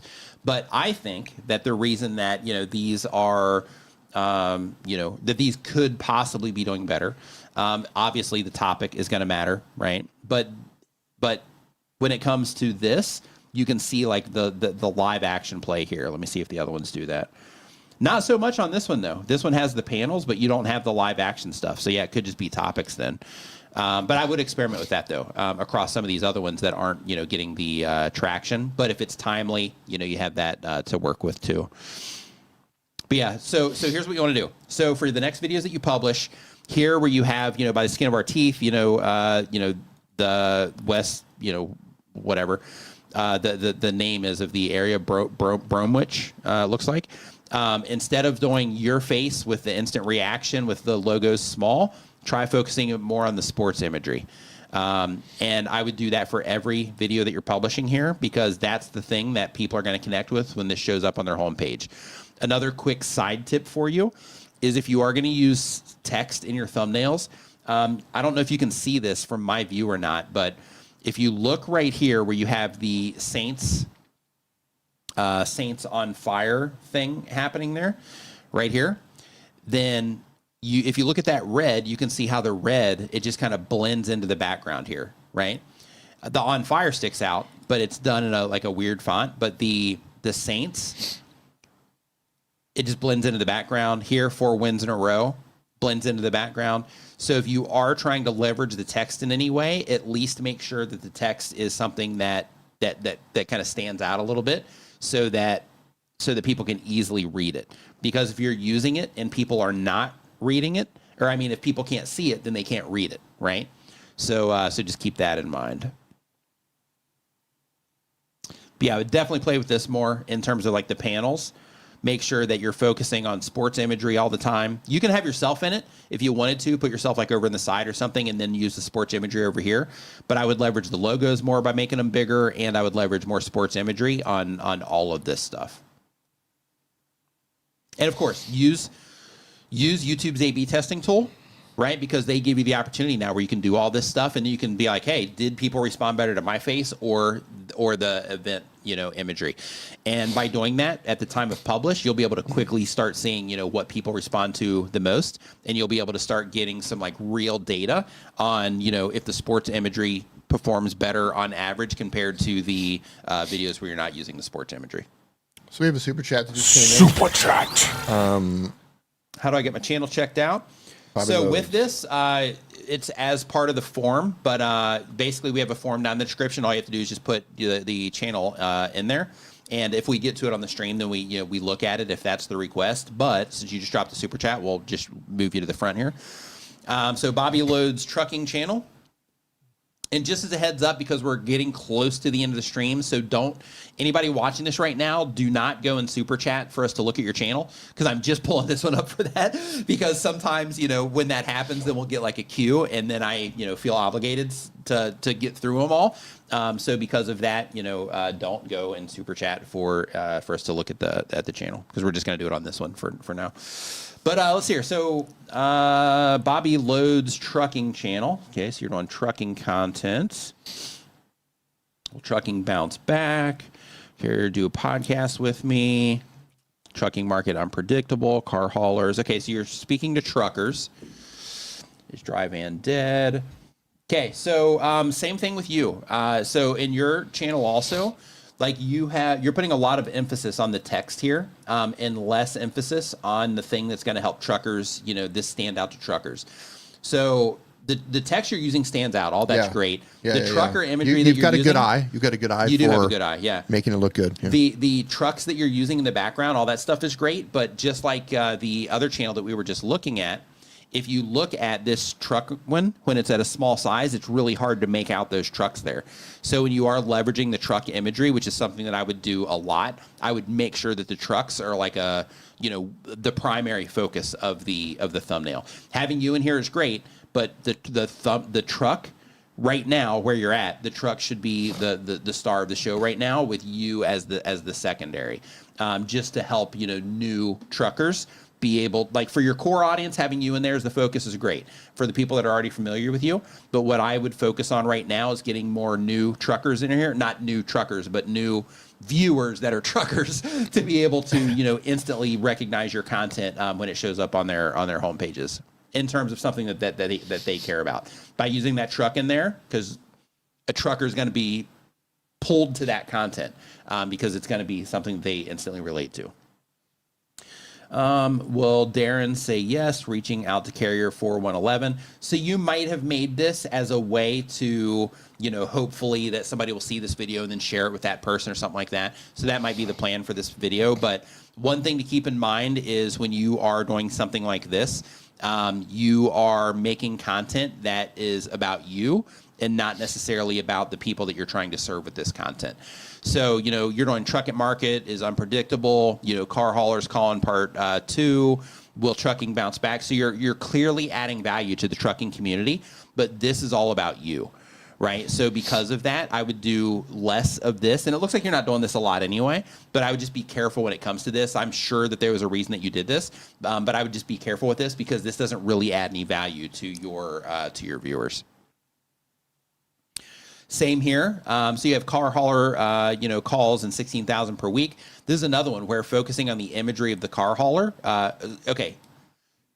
Here's what I would love for you to do if you're open to this, is go through using YouTube's A/B testing tool, because you're publishing like a lot of content. You're doing like almost daily content here, actually daily content. So you have the opportunity here to do a lot of testing really fast to really start understanding things on your channel. So a few things that are just one thing that I would really love for you to focus on or at least A/B test on some of these videos, because they're fresh still and I'm sure they're still getting impressions, is A/B test these that you're using with some really cool truck imagery. And then if you wanted to put, text on there, you can, but just make sure that the trucks themselves are a part of or are the primary focus.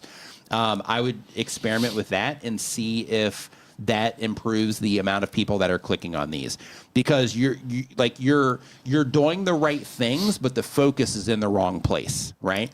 Like Dee was talking about, you're good at making these look good. You have everything nice and balanced looking on a lot of these. Like you're representing this stuff well, but the focus just isn't in the right place.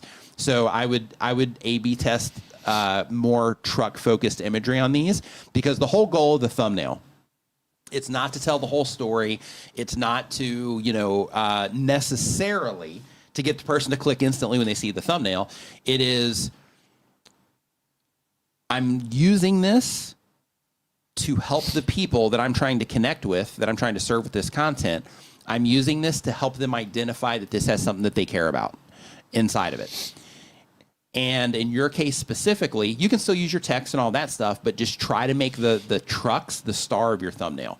And then from there, have yourself as a secondary if you want to put yourself in there, but I would even test that. And then when it comes to the text in there, I would still make sure that the trucks themselves stand out over the text if you can. So the truck should be primary focus, text secondary focus, you as 3. And then once your channel, gets to where you're getting like a nice average view count on your videos, things like that, you have a lot more people interacting with your content. That's where you can, shift it around to where maybe the truck is number 1 and you're number 2. And then, maybe alternate them back and forth to where you're number 1, truck's number 2, that kind of stuff as you start, getting more and more people interacting with your content. But right now, I would focus the imagery as much as you possibly can on the trucks themselves. And keep on trucking. And keep on trucking. That's right. I miss those old Good trucking movies. Yeah, right? Convoy. Mm-hmm. Remember BJ and the Bear? I do. Yeah, those are good times, man. They were. Yeah. Smokey and the Bandit. Different times. Yeah. Yep. Back when you used to outrun the police. Outrun the police. Yep. Those were the days. Uh-huh. Back when, yeah. They were the days. Back when you could outrun indeed. the CB. Right. Yeah. Those were the days. But yeah, I think what you're doing is cool though. Like, you are providing Bobby Loads. You're providing a very clear service to to truckers. So I think in terms of you understanding who it is that you're making content for, I think you've got that part mostly dialed in. But I think the imagery is definitely something that you can work on, and then making sure that every video that you publish is going to add value to them. Is also something that I would definitely work on. Other things that you could do too, man, just for fun here, is like it would be cool. Like if you're on the road sometimes, it would be cool also showing people like the insides of stuff, like like reviewing or showcasing, like like as your channel grows and as you're out there in the world and as you start to have people like recognize you and things like that. Starting to, like, if somebody's like, oh, hey, I watch your YouTube videos. When those things start to happen a lot, maybe introducing a series where, like, when that happens, or you work it out with, truckers, whatever, to where maybe you're, like, reviewing their trucks or their cabins or, like, if they're doing unique stuff, just giving people, you're giving other truckers insights to, other things that other truckers are doing might be, something fun that you could do down the road. But right now, I'd keep doing what you're doing. But I would definitely work on that, work on the imagery side. And hey, thank you for the super chat, too. Thanks, Bobby. That's a good idea. Yeah. Showing the inside of different trucks, yeah, just the stuff cabins. that, like, I don't know if truckers would find that interesting, but if I was a trucker, I would. Right? Well, because like right now, like I look at desk setups, I look at people's music setups, right? Like, because I'm interested in those things, right? So, so I was just thinking of that crossover into the trucking world. How do they set up their living room? How do they set up their office? Right. I would imagine. Are they using any little things in there that might, make things for me easier, right? Yeah. Where I'm like, hey, what's that thing? What stand are you using for that over there? To make truckers' lives better. Yeah. Yeah, those types of things might be interesting. Yep, love it. Okay. And on that note, I do want to remind you, if you are somebody that is just getting, started, here on YouTube, or you're somebody that is, hitting a wall and where you are just, like you're trying, but you're just not getting it yet in terms of, the results that you're wanting out of your YouTube channel. Remember that YouTube comes with a learning curve, just like anything else that you're going to do. You start a new job, you start trucking, right? You got to learn the routes, you gotta learn the routes. You start trucking. That's right. But, you start trucking, you start, a new hobby, you start playing a new instrument, a new sport, anything. You have this whole process that you have to go through of just learning all the things involved and learning the skill sets in order to do the things. YouTube is exactly the same, but because we get bombarded with videos that have all these high view counts and all that, like we expect to just immediately come in and be able to start, achieving that. But it takes, a lot of, learning that goes along the way. And it is work. Like Mennonite Farmhouse says right here. Farmhouse says right here. So just make sure that you are focused on developing the skills around being a content creator, and make sure that you keep trying, because you could be a video away or 2 videos away from like unlocking that thing, right? That makes a huge difference on your YouTube channel. So because of that, keep trying, keep working at it, hang in there. You got this. Have a great rest of your weekend. Remember, we've got a bunch of helpful links for you down in the video description. If you are somebody that is interested in Tuber School, we have, I believe, 9 or 10 days left on the promotion that we're running for that. So you can go to tuberschool.com to figure that out. And we've got a bunch of helpful stuff for you down in the video description, so make sure that you check out those things as well. Have a great rest of your weekend. D, great stream. Yep. Yep. And we will Have a great see week. you next time. Yep.